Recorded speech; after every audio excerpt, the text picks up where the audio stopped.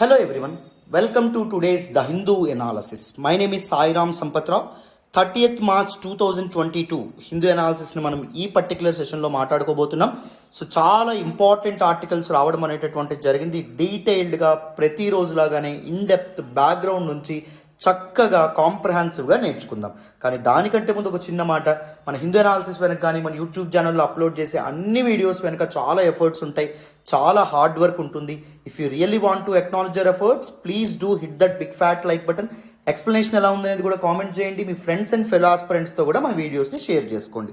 ఎవరో ఒక beginner so ఏదో ఒక టాపిక్ హిందూ చదువుతున్నప్పుడు అర్థం కాక చాలా ఇబ్బంది పడుతూ ఉంటారు. సో వాళ్ళ వరకు మన వీడియోస్ రీచ్ అవ్వాలి అంటే అండ్ యూట్యూబ్ ఆల్గరిథం మన వీడియోస్ని ప్రమోట్ చేయాలి అంటే do hit that like button. So వేరే ఆస్పిరెంట్స్కి కూడా హెల్ప్ అవుతుంది అని మీరు భావిస్తే ఇది చేయండి, ఓకేనా? సో మరి మన కోర్సెస్ గురించి అనౌన్స్మెంట్ చేసుకున్న తర్వాత మన వీడియోలోకి వెళ్ళిపోదాం, వినండి. ఈరోజు మన హిందూ అనాలిసిస్లోని మొదటి ఆర్టికల్ మనం మాట్లాడే ముందు ఒక చిన్న అనౌన్స్మెంట్. మనకెంతో ఇష్టమైనటువంటి యూపీఎస్సీ ఇన్ఫినిటీ ప్రోగ్రామ్ మన హైదరాబాద్కి వచ్చేసింది. హైదరాబాద్లోని అశోక్ నగర్లో మన బ్రాంచ్ అనేటటువంటిది మనం స్టార్ట్ చేయడం అనేటటువంటిది జరిగింది. సో 21st మార్చ్ అంటే మొన్నటి నుంచి న్యూ బ్యాచెస్ అనేవి స్టార్ట్ అయినాయి. సో ఎవరైనా జాయిన్ అయ్యేటటువంటి ఉద్దేశంలో ఉంటే ఒకసారి మన ఆఫ్లైన్ క్లాసెస్ అనేటటువంటి అటెండ్ అవ్వండి. 3 days డెమోస్ అటెండ్ అవ్వండి. సో మీకు పూర్తి కన్విక్షన్ అనేటటువంటిది బిల్డ్ అయిన తర్వాతే ఇక్కడ జాయిన్ అయితే మాకు ప్రతి టాపిక్ని డీటెయిల్డ్గా ఇన్డెప్త్ ఎక్స్ప్లెయిన్ చేస్తారు, చక్కగా ఎక్స్ప్లెయిన్ చేస్తారు, కేర్ అండ్ సపోర్ట్ ఉంటుంది అని మీరు పూర్తిగా నమ్మితేనే మన ఇన్స్టిట్యూట్లో అయితే మీరు జాయిన్ అవ్వండి, ఓకేనా? So UPSC infinity offline classes కోసం ఎంక్వైరీ చేస్తున్న వాళ్ళు గుర్తుపెట్టుకోండి, మన ఆఫ్లైన్ క్లాసెస్ 3 ప్లేసెస్లో ఉండడం అనేది జరిగింది. ఒకటి హైదరాబాద్లో మన ఇన్స్టిట్యూట్ ఉంది, విశాఖపట్నం వైజాగ్లో మన ఇన్స్టిట్యూట్ ఉంది, శ్రీకాకుళంలో కూడా మన ఇన్స్టిట్యూట్ అనేటటువంటిది ఉంది. సో ఫీజు కేవలం 70,000 రూపీస్ మాత్రమే, 5,000 per month, నెలకి 5,000 చొప్పున కూడా కట్టుకుంటూ మీరు హ్యాపీగా ఇన్స్టాల్మెంట్స్లో పే చేసుకుంటూ కూడా యూపీఎస్సీ ఇన్ఫినిటీలో జాయిన్ అవ్వచ్చు. ఫీజు అనేటటువంటిది 1st April నుంచి 80,000 అవ్వబోతుంది. సో ఈలోపే జాయిన్ అయ్యేటటువంటి ప్రయత్నం చేయండి. లైఫ్ టైం వ్యాలిడిటీతో వస్తున్నటువంటి కోర్స్ మీకు, ఓకేనా? సో జాయిన్ అవ్వాలనుకుంటున్న వాళ్ళు మన వెబ్సైట్ ltxclass.com నుంచి అయినా జాయిన్ అవ్వచ్చు, లేకపోతే 7893899553 ప్రత్యూష మేడం నెంబర్కి ఫోన్ చేయండి, మేడంకి అడగండి, కోర్స్ డీటెయిల్స్ అన్ని విషయాలు తెలుసుకోండి. తెలుసుకున్న తర్వాతే మన కోర్సులో మీరు జాయిన్ అవ్వండి, ఓకేనా? ఇంకొన్ని కోర్సెస్ గురించి తెలుసుకుందాం, ఒక్కసారి వినేయండి. ఆన్లైన్లో యూపీఎస్సీ ఇన్ఫినిటీ ప్రోగ్రామ్ తీసుకుందాం అనుకుంటున్న వాళ్ళకి ఒక గుడ్ న్యూస్ అమ్మ. సో 1st April నుంచి ఆన్లైన్ వాళ్ళకి కొత్త బ్యాచ్ అనేటటువంటిది స్టార్ట్ అవుతుంది. సో యూపీఎస్సీ ఇన్ఫినిటీ ఆన్లైన్ తీసుకుంటే జస్ట్ 60,000 రూపీస్ మాత్రమే ఫీజు. 60,000 రూపీస్ కూడా మీరు ఒకసారి కట్టక్కలేదు, నెలకి 5,000 చొప్పున కూడా మీరు చక్కగా పే చేసుకోవచ్చు. ఈ 60,000 కూడా ఎంత అవ్వడం అనేటటువంటి జరుగుతుంది, ఫీజు 70,000 అవ్వడం అనేటటువంటి జరుగుతుంది from April 1st. Life time వ్యాలిడిటీతో వస్తున్నటువంటి కోర్సు. సో ఇన్స్టాల్మెంట్స్ ఇస్తున్నామంటే ఇన్స్టిట్యూట్ మీద ఎంత ధైర్యంగా చెప్తున్నామో గుర్తుపెట్టుకోండి. ఒక ఇన్స్టిట్యూట్లో క్లాసెస్ బాగాలేవు అనుకోండి, మీరు 5,000 పే చేసి సెకండ్ మంత్ పే చేస్తారా? పే చేయడం అనేటటువంటి జరగదు, రైట్?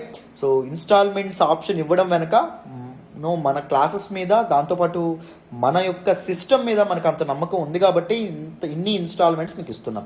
సో మీరు వాటిని ఉపయోగించుకొని చక్కగా జాయిన్ అవుతారనే అనుకుంటున్నాం. And NCERT foundation course the best course అమ్మని మళ్ళీ చెప్తున్నాను. I always recommend every beginner to take up this particular course. Most of the classes నేను సురేష్ సార్ చెప్పడం అనేటటువంటి జరుగుతుంది. So NCERT foundation course fee కేవలం 15,000 రూపీస్ మాత్రమే. April 1వ తారీఖు నుంచి 20,000 రూపాయలు అవుతుంది. సో ఈలోపే జాయిన్ అవ్వండి. నెలకి 5,000 రూపాయలు చొప్పున పే చేస్తూ కూడా మీరు చక్కగా జాయిన్ అవ్వచ్చు. Word to word, in detail, in depth NCERTs యొక్క ఎసెన్స్ అనేటటువంటిది మీకు అర్థమయ్యేలాగా చక్కగా పూర్తి స్థాయిలో మీకు చెప్పడం అనేటటువంటి జరుగుతుంది. After completion of each chapter there will be a quiz on each chapter. So ఈ చాప్టర్ మీద క్విజ్ కండక్ట్ చేయడం అనేటటువంటిది కూడా జరుగుతుంది. లైఫ్ టైం వ్యాలిడిటీతో వస్తున్నటువంటి కోర్సు 7893899553 ప్రత్యూష మేడం నెంబర్కి ఫోన్ చేసి మీరు హ్యాపీగా మన కోర్సెస్లో అయితే జాయిన్ అవ్వచ్చు, హ్యాపీగా జాయిన్ అవ్వచ్చు. లేకపోతే మన వెబ్సైట్లో లాగిన్ అయ్యి కూడా మీరు మన ఎన్సీఆర్టీ ఫౌండేషన్ కోర్స్లో జాయిన్ అవ్వచ్చు, ఓకేనా? Make use of this opportunity. మళ్ళీ చెప్తున్నాను. నెక్స్ట్ చూడండి, టీఎస్పీఎస్సీ గ్రూప్ 1, గ్రూప్ 2 కోర్సెస్ కోసం ఎవరైతే చూస్తున్నారో వాళ్ళందరికీ కూడా ఒక గుడ్ న్యూస్. మనం గ్రూప్ 1, గ్రూప్ 2 క్లాసెస్ కూడా మన ఇన్స్టిట్యూట్లో ఆఫర్ చేస్తున్నాం. సో ఓన్లీ క్లాసెస్ రికార్డెడ్ వెర్షన్లో కావాలి అంటే 35,000 రూపీస్ ఫీజు అవ్వడం అనేటటువంటిది జరుగుతుంది. సో 5,000 per month చొప్పున కూడా మీరు కట్టచ్చు. వెరాజ్ లైవ్ ప్లస్ రికార్డెడ్ కావాలి అంటే 40,000 రూపీస్ ఫీజు అవ్వడం అనేటటువంటిది జరుగుతుంది. లైవ్ క్లాసెస్ కూడా యాక్సెస్ కావాలి అంటే సో 7893999553 ప్రతి 7 నెంబర్కి ఫోన్ చేసి మీరు చక్కగా జాయిన్ అవ్వచ్చు. లైఫ్ టైం వ్యాలిడిటీతో వస్తున్నటువంటి కోర్సు ఆలోచించండి. సేమ్ స్టేట్ పిఎస్సి మీరు ఏపీఎస్సి గ్రూప్ 1 కూడా ప్రిలిమ్స్ అండ్ మెయిన్స్ కలిపి సో రికార్డెడ్ క్లాసెస్ కావాలంటే 35,000 రూపీస్ మాత్రమే, ఒకే ఇన్స్టాల్మెంట్లో పే చేయక్కర్లేదు. నెలకు 5,000 రూపాయల చొప్పున కూడా పే చేయొచ్చు. సో లైవ్ ప్లస్ రికార్డెడ్కి యాక్సెస్ కావాలంటే 40,000 రూపీస్ అవ్వడం అనేటటువంటిది జరుగుతుంది ఫీజు. లైఫ్ టైం వ్యాలిడిటీతో వస్తున్నటువంటి కోర్సు సో చక్కగా ఉపయోగించుకోండి. సో బేసిక్స్ నుంచి డీటెయిల్డ్గా బ్యాక్గ్రౌండ్ నుంచి మన ఫ్యాకల్టీ మెంబర్స్ అందరూ చెప్పడం అనేటటువంటిది జరుగుతుంది. నన్ను నమ్మి జాయిన్ అవ్వండి. మీ నమ్మకం అయితే అసలు ఒమ్ము కాదు. మళ్ళీ మళ్ళీ మళ్ళీ మళ్ళీ చెప్తున్నాను. ఓకేనా? రైట్ నాన్న. మరి మన హిందూ అనాలిసిస్లో మొదటి ఆర్టికల్లోకి వెళ్ళిపోదాం, వినండి. ఈరోజు హిందూ అనాలిసిస్లో మనం మాట్లాడుకునే మొదటి ఆర్టికల్ చూడండి అమ్మా. Indian power projects replace Chinese ventures in Sri Lanka. Very very important article regarding GS paper 2 international రిలేషన్స్కి సంబంధించినటువంటి ఆర్టికల్. ఇండియా అండ్ ఇట్స్ నైబర్హుడ్లో మనం మాట్లాడుకుంటాం. ఈ ఆర్టికల్ నేను ద హిందూలోని ఢిల్లీ ఎడిషన్లో పేజ్ నెంబర్ 1 నుంచి సెలెక్ట్ చేసుకోవడం అనేటటువంటి జరిగింది. చాలా ఇంపార్టెంట్ ఆర్టికల్. డీటెయిల్డ్గా బ్యాక్గ్రౌండ్ నుంచి బేసిక్స్తో సహా మాట్లాడదాం, వినండమ్మా. సో మొదట న్యూస్లోకి ఏమొచ్చింది? India will set up hybrid power projects in 3 islands of Jaffna, effectively replacing the Chinese venture. Very very important. ఏం చెప్తున్నారు అంటే శ్రీలంక యొక్క నార్త్ ఈస్టర్న్ పార్ట్ని మనం జఫ్నా రీజియన్ అని చెప్పి అంటాం. ఇక్కడ తమిళ్స్ ఎవరైతే ఉంటారో వాళ్ళు ఎక్కువగా ఉంటారన్నమాట. దిస్ జఫ్నాకి ప్రాంతానికి చెందినటువంటి 3 ఐలాండ్స్ ఏవైతే ఉంటాయో అంటే 3 ద్వీపాలు ఏవైతే ఉంటాయో అక్కడ ఇండియా హైబ్రిడ్ పవర్ ప్రాజెక్ట్స్ అనేటటువంటివి సెటప్ చేయబోతుందన్నమాట. ముందు ఈ హైబ్రిడ్ పవర్ ప్రాజెక్ట్ సెటప్ యొక్క ప్రాజెక్ట్ ఏదైతే ఉంటుందో అది ఎవరికి ఇచ్చారు? చైనీస్కి ఇచ్చారు. కానీ ఇండియా దానికి తీవ్రమైనటువంటి అభ్యంతరం తెలపడం వల్ల చైనీస్ ప్రాజెక్ట్ ఏదైతే ఉంటుందో దాన్ని స్క్రాప్ చేయడం అనేటటువంటిది జరిగిందన్నమాట. ఎవరు? Sri Lankan government. ఇప్పుడు ఆ చైనీస్ కంపెనీస్ ఏవైతే ఉంటాయో వాటి పొజిషన్లో Indian companies they are going to take up this particular project. This a good news అని చెప్పి మనం చెప్పుకోవచ్చు. దానికంటే ముందు ఈ ఆర్టికల్ని మనం పూర్తి స్థాయిలో డిస్కస్ చేసే ముందు మనం ఏం డిస్కస్ చేద్దామంటే ఇంపార్టెంట్ జాగ్రఫికల్ లొకేషన్స్ ఏవైతే ఉన్నాయో అవి మనం డిస్కస్ చేయాలి. వెరీ వెరీ ఇంపార్టెంట్ లొకేషన్స్, జాగ్రత్తగా వినండి. సో ఇది ఇండియన్ సబ్ కాంటినెంట్, ఇది శ్రీలంక. మీ అందరికీ తెలుసని అనుకుంటున్నాను. ఇండియన్ స్టేట్ ఆఫ్ తమిళనాడుని అండ్ దాంతోపాటు శ్రీలంకన్ రీజన్ ఆఫ్ జఫ్నా రీజన్, ఇక్కడ గ్రీన్ కలర్లో శ్రీలంకలో ఏదైతే ఉందో దాన్ని జఫ్నా రీజన్ అంటాం. ఇదంతా ఇక్కడ వరకు జఫ్నా రీజన్ ఉంటుంది. సో ఈ రెండింటిని కలిపేటటువంటి స్ట్రైట్ ఏంటి అంటే Palk strait. Very very important. And this particular bay ఏంటి అంటే పాక్ బే అని చెప్పి అంటాం. ఇది గల్ఫ్ ఆఫ్ మన్నార్ అని చెప్పి అండం అనేటటువంటిది జరుగుతుంది. Very very important. అండ్ ఈ మధ్యలో మనకేముంటుంది? రామసేతు ఏదైతే ఉంటుందో రామసేతు ఉండడం అనేటటువంటి జరుగుతుంది. దాన్ని ఆడమ్స్ బ్రిడ్జ్ అనేటటువంటి పేరుతో కూడా మనం పిలుస్తాం. సో ఈ ఆస్పెక్ట్స్ అనేటటువంటివి మీరు గుర్తుపెట్టుకోవాలి. చూడండి, ఇది జఫ్నా రీజియన్, ఇది తమిళనాడు రీజియన్. ఈ రెండింటిని కలిపేటటువంటి ఈ స్ట్రైట్ ఏదైతే ఉంటుందో అది పాక్ స్ట్రైట్. పాక్ స్ట్రైట్ కానుకున్నటువంటి ఈ బే ఏంటి? పాక్ బే. ఇది గల్ఫ్ ఆఫ్ మన్నార్ అని చెప్పి దీని అండం అనేటటువంటిది జరుగుతుంది. వెరీ ఇంపార్టెంట్ పాయింట్స్, ఇవి మీరు గుర్తుపెట్టుకోవాలి. అండ్ రామసేతుని ఇంకొక పేరేం పేరు? ఆడమ్స్ బ్రిడ్జ్ అనేటటువంటి పేరు కూడా ఉంది. నెక్స్ట్ చూడండి. So what is the background, what is the issue so far? 2019లో Sri Lankan government ఒక చైనీస్ కంపెనీకి $12 మిలియన్ విలువ చేసేటటువంటి ఒక కాంట్రాక్ట్ని అప్పగించింది. ఏంటా contract? To build wind turbines on 3 small islands in the Pak straight. Pak straight ఏదైతే ఉంటుందో ఇది కదా పాక్ స్ట్రైట్ అని చెప్పుకున్నాం. పాక్ స్ట్రైట్లో ఉన్నటువంటి 3 చిన్న ఐలాండ్స్ ఏవైతే ఉంటాయో వాటిల్లో విండ్ టర్బైన్స్ని నిర్మించేటటువంటి ప్రాజెక్ట్ని ఒక చైనీస్ కంపెనీకి అప్పగించింది అనమాట. దిస్ పాక్ స్ట్రైట్ దేనండి కనెక్ట్ చేస్తుంది? సదరన్ ఇండియా, దట్ ఈజ్ దక్షిణ భారతదేశాన్ని అండ్ శ్రీలంకని కూడా ఈ రెండింటిని కనెక్ట్ చేయడం అనేటటువంటి జరుగుతుంది. Very important. What are those 3 islands? One is Nainativu, second one is Analaitivu, మూడవది డెల్ఫ్ట్ ఐలాండ్ అని చెప్పి కూడా పిలవడం అనేటటువంటి జరుగుతుంది. డెల్ఫ్ ఐలాండ్ ఏదైతే ఉంటుందో దానికి ఇంకొక పేరు ఏంటి అంటే నెడుంతివు అనేటటువంటి పేరు కూడా ఉండడం అనేటటువంటి జరిగింది. చూడండి, ఈ మధ్యలో ఈ పర్టికులర్ రీజన్, రెడ్ కలర్ రీజన్ని ఇక్కడ జూమ్ చేశారు. అక్కడ నెడుంతివు డెల్ఫ్ ఐలాండ్ అంటాం. అండ్ దాంతోపాటు మీరు ఇక్కడ చూడొచ్చు అనలైతివు ఐలాండ్ ఏదైతే ఉంటుందో చూడొచ్చు. అండ్ దాంతోపాటు నైనాతివు ఐలాండ్ ఏదైతే ఉంటుందో దాన్ని కూడా మీరు చూడొచ్చు. 3 ఐలాండ్స్లో విండ్ టర్బైన్స్ని ఏర్పాటు చేసేటటువంటి ప్రాజెక్టు చైనీస్ కంపెనీస్కి అప్పగించడం అనేటటువంటి జరిగింది శ్రీలంక. కానీ టర్బైన్స్ యొక్క వర్క్ అనేటటువంటిది స్టార్ట్ అయిందా అంటే అస్సలు స్టార్ట్ అవ్వలేదు. ఎందుకు స్టార్ట్ అవ్వలేదు? ఇండియా అనేటటువంటిది ప్రొటెస్ట్ చేస్తూ రావడం అనేటటువంటిది జరిగింది. ఏమని ప్రొటెస్ట్ చేసింది? మా కోస్ట్కి దగ్గరగో అంటే మా యొక్క సముద్ర తీరానికి దగ్గరగా చైనీస్ యాక్టివిటీ ఉండడం ఏంటి అని చెప్పి ఇండియా ఏదైతే ఉంటుందో, ఇండియా శ్రీలంక మీద ప్రొటెస్ట్ అనేటటువంటివి చేయడంతో అలా ఈ ప్రాజెక్ట్ వాళ్ళకి అప్పగించకూడదు అని చెప్పి చెప్పడంతో ఈ ప్రాజెక్ట్ని శ్రీలంకన్ గవర్నమెంట్ తర్వాత స్క్రాప్ చేయడం అనేటటువంటిది జరిగింది. ఎందుకంటే India this reason Pak straight ఏదైతే ఉంటుందో ఈ రీజన్ మొత్తాన్ని ఎలా చూస్తుంది? తన స్పియర్ ఆఫ్ ఇన్ఫ్లుయెన్స్గా చూడడం అనేటటువంటిది జరుగుతుంది.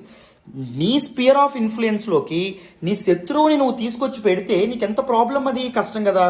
సో అదే మనకి ఇక్కడ చెప్తున్నారు, ఇండియా సదరన్ కోస్ట్కి దగ్గరలో పాక్ స్ట్రైట్కి దగ్గరగా శ్రీలంక ఉండడం అనేటటువంటి జరిగింది. సో పాక్ స్ట్రైట్ని మనం ఏమనుకుంటున్నాం? మన స్పియర్ ఆఫ్ ఇన్ఫ్లుయెన్స్ అని చెప్పి అనుకుంటున్నాం. చైనా అప్పుడు చైనీస్ కంపెనీస్ అక్కడికి వచ్చి ఈ నిర్మాణాలు అనేవి చేస్తే ఏం జరుగుతుంది? నిర్మాణాలు చేస్తే it would have been adjacent to India southern coast. India యొక్క దక్షిణ తీరానికి చైనా దగ్గరగా రావడం అనేటటువంటి జరుగుతుంది. అవునా కాదా? శ్రీలంక ఒకవేళ చైనాకి ఆ ప్లాంట్ ఏదైతే ఉంటుందో, విండ్ టర్బైన్స్ యొక్క ప్రాజెక్ట్ ఏదైతే ఉంటుందో అది అప్పగిస్తే అది మనకి స్ట్రాటజికలీ చాలా పెద్ద డ్యామేజ్ చేయడం అనేటటువంటి జరుగుతుంది. ఎందుకు? ఇండియాకి చైనాకి ఏమైనా మంచి రిలేషన్స్ అనేవి ఉన్నాయా అంటే లేదు. 2017లో బార్డర్ స్టాండ్ ఆఫ్ అనేది జరిగింది. అండ్ దాంతోపాటు రీజనల్ సుపీరియారిటీ కోసం ఏషియాలో సూపర్ పవర్ అయ్యేందుకు బోత్ చైనా అండ్ దాంతోపాటు ఇండియా కూడా పోటాపోటీ వాతావరణం అనేటటువంటిది ఉండడం జరిగింది. సో మనకి శత్రువుగా ఉన్నటువంటి అండ్ దాంతోపాటు చైనా మనకు శత్రువు అయినటువంటి పాకిస్తాన్కి దగ్గరగా వెళ్తుంది. సో మరి అలాంటి చైనాని నువ్వు నా పంచనే పెడితే ఎలాగా అని చెప్పి ఇండియా శ్రీలంకకి అడిగింది. సో శ్రీలంక వెంటనే ఈ ప్రాజెక్ట్ అనేటటువంటిది స్క్రాప్ చేసింది. ఇప్పుడు చైనీస్ కంపెనీస్కి ఇవ్వడం బదులు ఇప్పుడు శ్రీలంక ఏం చేస్తుంది?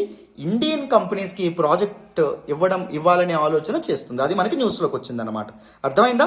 నెక్స్ట్ చూడండి.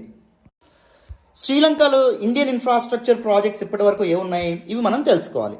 ఇండియా అనేటటువంటిది హైబ్రిడ్ పవర్ ప్లాంట్స్ ఏవైతే ఉంటాయో వాటిని 3 ఐలాండ్స్లో నిర్మించాలనుకుంటుంది. అక్కడ నైనాతివు, డెల్ఫ్ ఐలాండ్ అండ్ దాంతోపాటు అనలైతివు ఇప్పుడే మనం మాట్లాడుకోవడం అనేటటువంటి జరిగింది. So this is the third energy project coming up in Sri Lanka's north and east. Sri Lanka యొక్క నార్త్ ఈస్ట్ ప్రాంతం ఏంటి? దాన్ని జఫ్నా అని చెప్పి అంటారని చెప్పుకున్నాం. తమిళులు ఎక్కువగా ఉంటారు, రైట్? సో కల్చరల్ రిలేషన్స్ కూడా అక్కడ ఉన్నటువంటి పీపుల్తో ఇండియన్స్కి ఎక్కువగా ఉన్నాయి. పీపుల్ టు పీపుల్ కాంటాక్ట్స్ కూడా ఎక్కువగా ఉన్నాయి. సో మన తమిళులకి అక్కడ ఉన్నటువంటి శ్రీలంక తమిళస్కి మంచి రిలేషన్స్ అనేటటువంటి ఉన్నాయన్నమాట. అవునా కదా? శ్రీలంకన్ సివిల్ వార్ ఏదైతే జరిగిందో 26 ఏళ్ళు, శ్రీలంకన్ సివిల్ వార్ కూడా ఎక్కువగా ఈ జఫ్నా ప్రాంతంలోనే పూర్తి స్థాయిలో జరగడం అనేటటువంటి జరిగింది. ఎల్టీటీఈ ఏదైతే ఉంటుందో, ప్రభాకరన్ ఎల్టీటీఈ మీ అందరికీ వినే ఉంటారు. ఈ ఎల్టీటీఈ కూడా ఎక్కువగా ఎక్కడ యాక్టివ్గా ఉండేది అంటే జఫ్నా రీజియన్లోనే యాక్టివ్గా ఉండేది. శ్రీలంకన్ సివిల్ వార్ గురించి ఎవరికైనా తెలియాలి అనుకుంటే నేను ఆల్రెడీ దాని మీద ఒక వీడియో చేశాను. Sri Lankan civil war LTX class అని చెప్పి యూట్యూబ్లో సెర్చ్ చేయండి. నేను చేసిన ఒక వీడియో అనేది వస్తుంది. ఆ వీడియో తప్పకుండా చూడండి, మీకు పూర్తి క్లారిటీ అనేటటువంటిది దాని మీద వస్తుంది. అర్థమైందా? సో ఇది ఒక 3వ ఇండియన్ ఎనర్జీ ప్రాజెక్ట్ అని చెప్పి చెప్తున్నారు శ్రీలంకలో ఇండియా చేసేటటువంటిది. ప్రీవియస్ అగ్రిమెంట్స్ శ్రీలంకతో మనం ఏం సైన్ చేసాం అంటే national thermal corporation's solar venture in eastern Sampur town. So eastern Jaffna యొక్క ఈస్టర్న్ రీజియన్ ఉన్నటువంటి సాంపూర్ టౌన్లో ఒక సోలార్ వెంచర్ ఏదైతే ఉంటుందో, solar power plant and Adani group, మన Indian Adani group renewable energy projects ఏవైతే ఉంటాయో అవి కూడా చేపడుతుంది. ఎక్కడ? నార్త్ రీజియన్ జఫ్నాలో ఉన్నటువంటి మన్నార్ అండ్ దాంతోపాటు పునర్ ప్రాంతాలు ఏవైతే ఉంటాయో అక్కడ. And India Sri Lanka they also agree to establish a maritime rescue coordination centre. ఒక మ్యారిటైమ్ రెస్క్యూ కోఆర్డినేషన్ సెంటర్ని కూడా ఏర్పాటు చేద్దాం అనుకుంటున్నారు. ఎందుకు అంటే మ్యారిటైమ్ రెస్క్యూ గురించి రీసెర్చ్ అండ్ డెవలప్మెంట్ ఏదైతే ఉంటుందో అది చేయడం కోసం. అండ్ దాంతోపాటు ఇండియన్ ఫిషర్మెన్ ఒకవేళ శ్రీలంకన్ వాటర్స్లోకి వెళ్ళినప్పుడు శ్రీలంకన్ పీపుల్ వాళ్ళని రెస్క్యూ చేసి ఇండియాకి అందించేలాగా, ఒకవేళ శ్రీలంకన్ ఫిషర్మెన్ ఫిష్ని క్యాచ్ చేయడంలో భాగంగా ఇండియన్ వాటర్స్లోకి వెళ్ళినప్పుడు ఇండియన్ ఫోర్సెస్ వాళ్ళు ఎవరైతే ఉంటారో వాళ్ళు శ్రీలంకకి ఫిషర్మెన్ తిరిగి అందించేలాగా అనమాట. సో ఈ డిస్ప్యూట్స్, ఫిషర్మెన్ కాన్ఫ్లిక్ట్స్ ఏవైతే ఉంటాయో వీటిని కూడా సాల్వ్ చేసేటటువంటి ప్రయత్నంలో దిస్ మ్యారిటైమ్ రెస్క్యూ కోఆర్డినేషన్ సెంటర్ని కూడా ఏర్పాటు చేయాలనుకుంటున్నాయి both the nations.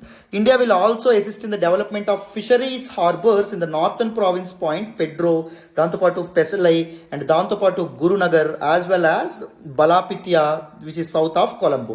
So Colombo దగ్గర అండ్ ఈ Pedro point and Pesalai and Gurunagar ఈ ప్రాంతాల్లో ఫిషరీస్ హార్బర్స్ ఏవైతే ఉంటాయో వాటిని కూడా డెవలప్ చేయడంలో ఇండియా అనేటటువంటిది శ్రీలంకకి హెల్ప్ చేసే ప్రయత్నంలో ఉందన్నమాట. శ్రీలంకకి ఎయిడ్ చేద్దామని చెప్పి అనుకుంటుంది, right? Very very important. Next చూడండి. కానీ మేజర్ పాయింట్ ఆఫ్ కన్సర్న్ ఏంటి అంటే Chinese debt trap policy China శ్రీలంకకి కూడా ఎక్స్టెండ్ చేస్తుంది అనేటటువంటి allegations. Chinese debt trap policy అనేటటువంటి తెలుసుకోవాలి. మీకు చైనీస్ పాలసీస్ ఆఫ్ అగ్రెషన్ డిఫరెంట్గా ఉంటాయండి. డెట్ ట్రాప్ పాలసీ ఒకటి, సలామీ స్లైసింగ్ పాలసీ అంటారు. సో డెట్ ట్రాప్ పాలసీ అంటే ముందుగా ఏంటో తెలుసుకుందాం. చైనా ఏం చేస్తుంది? China have deep pockets. Chinese economy is huge, right?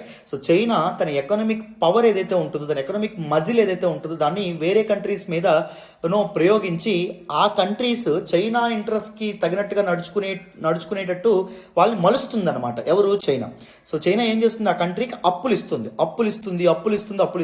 ఎలాంటి పొజిషన్కి దిగజారు చేస్తుంది అంటే వాళ్ళు తిరిగి అప్పు కట్టలేనటువంటి పరిస్థితికి ఆ కంట్రీని దిగజారు చేసి ఆ కంట్రీ యొక్క పాలిటిక్స్లోకి, ఆ కంట్రీ యొక్క అంతర్గత విషయాల్లోకి జోక్యం చేసుకునేటటువంటి ప్రయత్నం చైనా ఎప్పుడు చేసే ప్రయత్నం అనేటటువంటిది చేస్తుంది అనమాట. దీన్ని డెట్ ట్రాప్ పాలసీ అంటాం. అంటే ఒకరికి అప్పిచ్చి ఒక కంట్రీకి ఆ కంట్రీ వీళ్ళకి తగినట్టుగా పనిచేసే విధంగా చూసుకోవడం అనమాట. అర్థమైందా? అండ్ దాంతోపాటు సలామీ స్లైసింగ్ పాలసీ అంటాం. చైనా ఏం చేస్తుంది?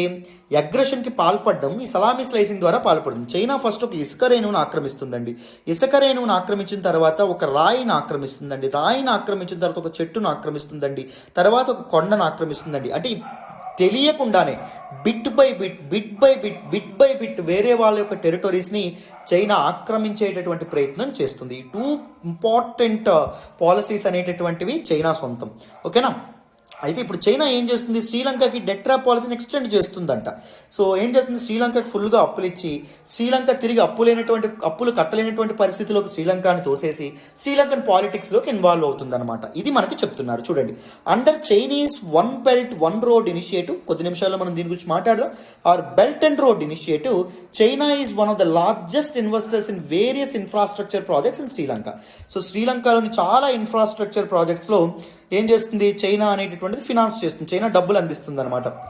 అదేవిధంగా రోడ్లు, రైల్వే లైన్లు, వీటన్నింటి యొక్క నిర్మాణంలో ఏ ప్రాజెక్ట్ అండర్లో? చైనా యొక్క one belt one road initiative 2013లో చైనీస్ ప్రెసిడెంట్ అయినటువంటి జింగ్పింగ్ స్టార్ట్ చేసినటువంటి ప్రాజెక్ట్. దీనికి బెల్ట్ అండ్ రోడ్ ఇనిషియేటివ్ అనేటటువంటి పేరు కూడా ఉంది. వన్ బెల్ట్ వన్ రోడ్ లేదా బెల్ట్ అండ్ రోడ్ ఇనిషియేటివ్ అని కూడా అంటాం. సో దీని గురించి నేను కంప్లీట్గా ఇప్పుడే మాట్లాడతాను, కొద్దిసేపట్లో వినండి. And all the infrastructure projects under this initiative are being financed with Chinese loans. ఈ infrastructure projects, roads, railway lines, వీటన్నింటినీ ఎవరు ఫినాన్స్ చేస్తున్నారు? చైనీస్ బ్యాంక్స్ లేకపోతే చైనీస్ గవర్నమెంట్ ఫినాన్స్ చేస్తుంది అప్పులు ఇవ్వడం ద్వారా. ఎవరికి? శ్రీలంకకు అప్పులు ఇవ్వడం ద్వారా. సో దీని కారణంగా శ్రీలంక ఏం జరుగుతుంది? డెట్ క్రైసిస్ ఏదైతే ఉంటుందో అది ఫేస్ చేస్తుంది. శ్రీలంక ఇప్పుడు ఎకనామిక్ క్రైసిస్లో ఉందా? ఆర్థిక సంక్షోభంలో కొట్టుకుపోతుందా? రైట్, ఆర్థిక సంక్షోభంలో కూరుకుపోయిందా? సో ఫారెన్ డెట్ విపరీతంగా ఉంది. ఎవరికి? శ్రీలంకకి. ఫారెన్ డెట్ పెరుగుతుంది కట్టాల్సింది, కానీ శ్రీలంక కట్టలేకపోతుంది. ఇదన్నింటికీ కారణం చైనానే అని చెప్పి వెస్టర్న్ కంట్రీస్ చాలా ఎలిగేషన్స్ చేస్తున్నాయి. ఎవరి మీద? చైనా మీద. అర్థమైందా? ఇక్కడ ఏం చెప్తున్నారు? చైనా తన డెట్టర్ను శ్రీలంకకి ఎక్కువగా అప్పులు ఎక్స్టెండ్ చేయడం వల్లే ఏం జరిగింది? శ్రీలంక అనేటటువంటిది దీనిలో కూరుకుపోయింది, ఆర్థిక సంక్షోభంలో కూరుకుపోయింది అని చెప్తున్నారు. There has been wide spread criticism both domestically and internationally. అంటే శ్రీలంకలో ఉన్నటువంటి ఎక్స్పర్ట్స్ వాళ్ళు అంటున్నారు, ఇంటర్నేషనల్ ప్లేయర్స్ కూడా అంటున్నారు. ఏమని? China is luring Sri Lanka into a debt trap. చైనాయే శ్రీలంకని డెట్ ట్రాప్లోకి లాగేస్తుంది తమ యొక్క అవసరాల కోసం. రేపు పొద్దున్న శ్రీలంకని తమకి నచ్చినట్టుగా మలుచుకోవడం కోసం అనే విధంగా మనకి ఇక్కడ చెప్పడం అనేటటువంటిది జరిగిందమ్మా. అర్థమైందా? Very very important. Chinese debt trap policy గురించి కూడా మీకు అర్థమైందనే అనుకుంటున్నాను. నవ్వు ఇప్పుడు ఏం చేద్దాం? చైనా యొక్క one belt one road initiative లేదా బెల్ట్ అండ్ రోడ్ ఇనిషియేటివ్ గురించి కూడా కొన్ని ఇంపార్టెంట్ ఫ్యాక్ట్స్ తెలుసుకుందాం. అవి చాలా చాలా ఇంపార్టెంట్. జాగ్రత్తగా వినండి. సో చూడండి నాన్న, బెల్ట్ అండ్ రోడ్ ఇనిషియేటివ్, దీనికి ఇంకొక పేరేంటి? One belt one road initiative అనేటటువంటి పేరు కూడా ఉంది. దీన్ని ఎప్పుడు అనౌన్స్ చేశారు అంటే 2013లో. ఎవరు?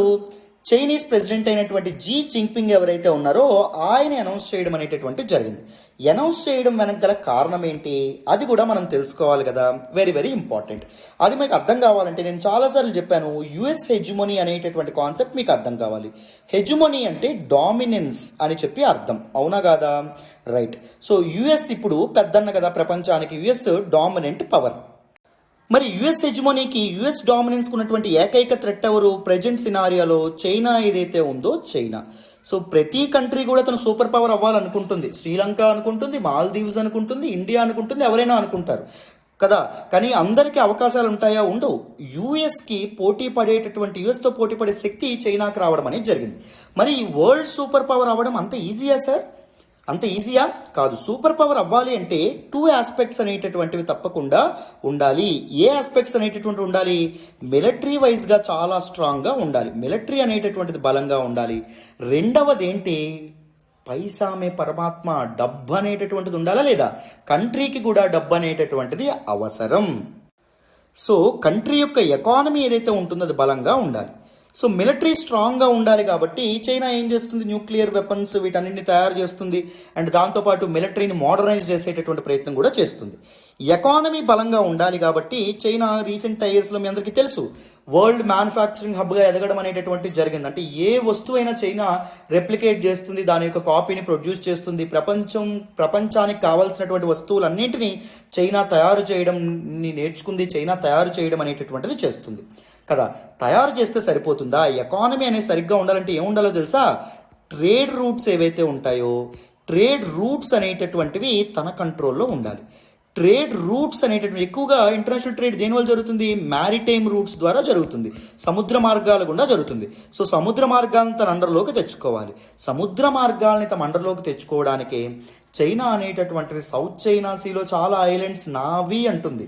దాంతోపాటు ఇండియన్ ఓషన్ రీజియన్లో తమ డామినెన్స్ కోసం చైనా ప్రయత్నాలు చేయడం అనేటటువంటిది జరుగుతుంది. ఇవన్నీ చైనా ఊరికే చేస్తుందా? చేయట్లేదు. చైనా ప్రపంచానికి కావాల్సినటువంటి వస్తువులు ప్రొడ్యూస్ చేస్తుంది. కానీ లాభం ఎప్పుడు వస్తుంది? ఆ వస్తువుల్ని ఆయా దేశాలకు పంపించినప్పుడే. పంపించాలంటే ఏముండాలి? ట్రేడ్ రూట్స్ అనేవి తమ అండర్లో ఉండాలి. సో ట్రేడ్ రూట్స్ తమ అండర్లో ఉండడానికి ఏం తీసుకొచ్చింది? బెల్ట్ అండ్ రోడ్ ఇనిషియేటివ్ లేదా వన్ బెల్ట్ వన్ రోడ్ ఇనిషియేటివ్ని తీసుకురావడం అనేటటువంటిది జరిగింది. 2013లో చైనీస్ అంబిషియస్ ప్రెసిడెంట్ అయినటువంటి జీ జింగ్పింగ్ దీంతో ముందుకు వచ్చారనమాట. దీనిలో 2 కంపోనెంట్స్ ఉంటాయి ఈ బెల్ట్ అండ్ రోడ్ ఇనిషియేటివ్లో. ఒకటి new silk road economic belt, రెండవది ఏంటి? Maritime silk road. Very very important. First ఏంటి? New silk road economic belt and maritime silk road. So ఇది మీకు అర్థం కావాలంటే మీకు ముందు ఏన్షియంట్ టైమ్స్లో ఉండేటటువంటి సిల్క్ రూట్ ఏదైతే ఉంటుందో దాని గురించి మీకు అవగాహన అనేటటువంటిది ఉండాలి.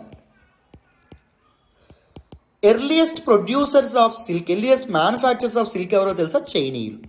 చైనీస్ పీపుల్ అప్పుడు ఏమనుకున్నారంటే ఒకప్పుడు సిల్క్కి చాలా డిమాండ్ అనేటటువంటి ఉండేది. రాజులు, చక్రవర్తులు వీళ్ళందరూ సిల్క్ దుస్తులు ఏవైతే ఉన్నాయో వేసేవాళ్ళు. సామాన్యులు కూడా సిల్క్ వస్త్రాలను ధరించడం ఒక గౌరవంగా భావించేవాళ్ళు. కానీ సిల్క్ ఎలా తయారు చేయాలనేటటువంటి విషయం, ఆ పద్ధతి ఎవరికి మాత్రమే తెలుసు? చైనీయులకు మాత్రమే తెలుసు. మరి ఈ ఈ యూనో సివియర్ డిమాండ్, చాలా ఎక్కువ అక్యూట్ డిమాండ్ ఉన్నటువంటి దిస్ పర్టిక్యులర్ ఇదేదైతే ఉంటుందో సిల్క్ ప్రొడక్షన్ వాళ్ళకొక్కరికే తెలుసు కాబట్టి వాళ్ళు ఏమనుకున్నారు? రెస్ట్ ఆఫ్ ద వరల్డ్కి సిల్క్ మ్యానుఫ్యాక్చరింగ్ ప్రాసెస్ గురించి చెప్పకూడదు అని చెప్పి వాళ్ళు అనుకోవడం అనేటటువంటిది జరిగింది. సో చైనాలోనే సిల్క్ మ్యానుఫ్యాక్చర్ చేసి, అంటే కకూన్స్ ద్వారా వీటన్నిటి ద్వారా మ్యానుఫ్యాక్చర్ చేసి ఆ సిల్క్ని చైనా నుంచి ప్రపంచ దేశాలకి మోసుకుంటూ వెళ్ళడం అనేటటువంటి జరిగింది చైనీస్ మర్చెంట్స్ ఎవరైతే ఉన్నారో వాళ్ళు. అర్థమైందా? సో సిల్క్ని మోసుకుంటూ వీళ్ళు ఏ దారుల్లో అయితే వెళ్ళారో దాన్ని సిల్క్ రూట్ అంటాం. వేరే ప్రదేశాలకు ఏ దారుల్లో వెళ్ళారో వాటిని సిల్క్ రూట్ అంటాం. సో ఏన్షియంట్ ట్రేడ్ రూట్స్లో చాలా important trade route silk route. So silk అదే కాదు, తర్వాత చైనాలో ప్రొడ్యూస్ అయినటువంటి అన్ని గూడ్స్ అండ్ అదర్ మర్చెంట్స్ కూడా ఈ రూట్స్ని ఫాలో అవ్వడం అనేటటువంటిది మొదలు పెట్టారమ్మా. So origin of silk route ఎక్కడ ఉంటుంది? చైనాలో ఉంటుంది. ఎండ్ ఆఫ్ సిల్క్ రూట్ ఎక్కడ ఉంటుంది? డిఫరెంట్ కంట్రీస్లో ఉండడం అనేటటువంటిది జరుగుతుంది. Very very important. అర్థమైందా? సో ఏన్షియంట్ సిల్క్ రూట్ని మళ్ళీ రివైవ్ చేద్దాం అనుకుంటున్నారు. ఎందుకు? గూడ్స్ ఎవరు ప్రొడ్యూస్ చేస్తున్నారు? మ్యానుఫ్యాక్చర్ చేస్తున్నారు. మ్యానుఫ్యాక్చరింగ్ హబ్ ఎవరు? చైనా. సో చైనా నుంచి ఇతర దేశాలకి వస్తువులు అనేటటువంటివి ఎగుమతి అవ్వాలి. దానికోసం ఏం చేశారు? This particular belt and road initiative తీసుకొచ్చారు. దీనిలో 2 కంపోనెంట్స్ ఉన్నాయి. ఏంటి అంటే economic belt, new silk road economic belt, and దాంతోపాటు మ్యారిటైమ్ సిల్క్ రోడ్ అని చెప్తున్నారు. సిల్క్ రోడ్ ఎకనామిక్ బెల్ట్ అంటే ఏంటి? దిస్ పర్టికులర్ ల్యాండ్ రూట్ ఏదైతే ఉంటుందో ల్యాండ్ రూట్. అర్థమైందా? ల్యాండ్ రూట్ ఏదైతే ఉంటుందో land route. So 21st century maritime silk road అంటే ఏంటి? మ్యారిటైమ్ సిల్క్ రోడ్ అంటే సముద్ర మార్గం గుండా, ఇది కూడా చైనాలోనే మొదలవుతుంది. సముద్ర మార్గం గుండా వేరే వేరే ప్రాంతాలకి చేరుకోవడం అనమాట. అర్థమైందా? మీకు క్లారిటీ వచ్చిందని అనుకుంటున్నాను. Right? It encompassed 5 kinds of activities. First ఏంటి? పాలసీ కోఆర్డినేషన్, అంటే వేరే కంట్రీస్ యొక్క పాలసీస్తో చైనీస్ పాలసీ ఏదైతే ఉంటుందో అది కోఆర్డినేట్ చేయడం. రెండవది ఏంటి? ట్రేడ్ ప్రమోషన్ ఏదైతే ఉంటుందో ట్రేడ్ ప్రమోషన్. థర్డ్ వన్ ఏంటి? ఫిజికల్ కనెక్టివిటీ ఏదైతే ఉంటుందో ఫిజికల్ కనెక్టివిటీ. ఫోర్త్ వన్ ఏంటి? రెన్బి ఇంటర్నేషనలైజేషన్. రెన్మిన్బీ ఇంటర్నేషనలైజేషన్ అంటే రెన్మిన్బీ ఇస్ చైనీస్ కరెన్సీ, మీ అందరికి యువాన్ అంటారు కదా, దాన్ని రెన్మిన్బీ అని కూడా అండం అనేటటువంటిది జరుగుతుంది. సో దాన్ని ఇప్పుడు డాలర్ ఎలా అయితే ఇంటర్నేషనలైజ్ అయిందో ఆ కరెన్సీని ఇంటర్నేషనలైజ్ చేసేటటువంటి ప్రయత్నంలో ఉంది China. And people to people contacts, so Chinese మీద అందరికీ మంచి ఒపీనియన్ వచ్చేలాగా, చైనీస్ కల్చర్ అందరూ గౌరవించేలాగా ఈ విధంగా కూడా చూడడం అనమాట. సో ఈ డిఫరెంట్ ఆస్పెక్ట్స్ ఏవైతే ఉంటాయి యాక్టివిటీస్ని సెంటర్గా చేసుకొని ఈ బెల్ట్ అండ్ రోడ్ ఇనిషియేటివ్ని చైనా ఫార్ములేట్ చేయడం అనేటటువంటి జరిగింది. It aims to connect the east Asian economic region, east Asia యొక్క economic region that is China with the European economic circle, ఐరోపా ఖండానికి, and runs across the continents of Asia, Europe and Africa. Asia, Europe and ఆఫ్రికాల గుండా ఒక corridors ఏవైతే ఉంటాయో connect చేసే విధంగా, చైనాకి మిగిలిన ఖండాలకి లేకపోతే మిగిలిన ప్రాంతాలకి, మిగిలిన దేశాలకి కనెక్ట్ చేసే విధంగా దీన్ని ఫార్ములేట్ చేశారు. It covers about 65% of the world population. So చాలా కంట్రీస్ వీటిని యాక్సెప్ట్ చేయడం అనేటటువంటిది జరిగింది. సో బెల్ట్ అండ్ రోడ్ ఇనిషియేటివ్ని యాక్సెప్ట్ చేసినటువంటి కంట్రీస్ మనం గమనిస్తే, so it accounts to 65% of world population, 60% of the world GDP and over 70 countries in 6 economic corridors. 70కి పైగా దేశాలు ఏవైతే ఉంటాయో ఇవి యాక్సెప్ట్ చేయడం అనేటటువంటిది జరిగింది, బెల్ట్ అండ్ రోడ్ ఇనిషియేటివ్లో చేరడం అనేది జరిగింది. చైనా అనేటటువంటి సుమారు $1 trillion అనేటటువంటివి స్పెండ్ చేయడం అనేటటువంటిది జరుగుతుందమ్మా. ఎందుకు? To revive and renew the overland and maritime trade links. So సముద్ర మార్గం గుండా ఈజ్ ట్రేడ్ రూట్స్ అండ్ దాంతోపాటు ల్యాండ్ మీద కూడా ఉన్నటువంటి ట్రేడ్ రూట్స్ ఏవైతే ఉంటాయో వాటిని రీకన్స్ట్రక్ట్ చేయడానికి లేదా రివైవ్ చేయడానికి between China, Europe and west Asia and east Africa through construction of modern ports construct చేయడం, హై స్పీడ్ రోడ్డు మార్గాలు అండ్ దాంతోపాటు రైల్ కారిడార్స్ ఇవన్నీ కన్స్ట్రక్ట్ చేయడం అనమాట.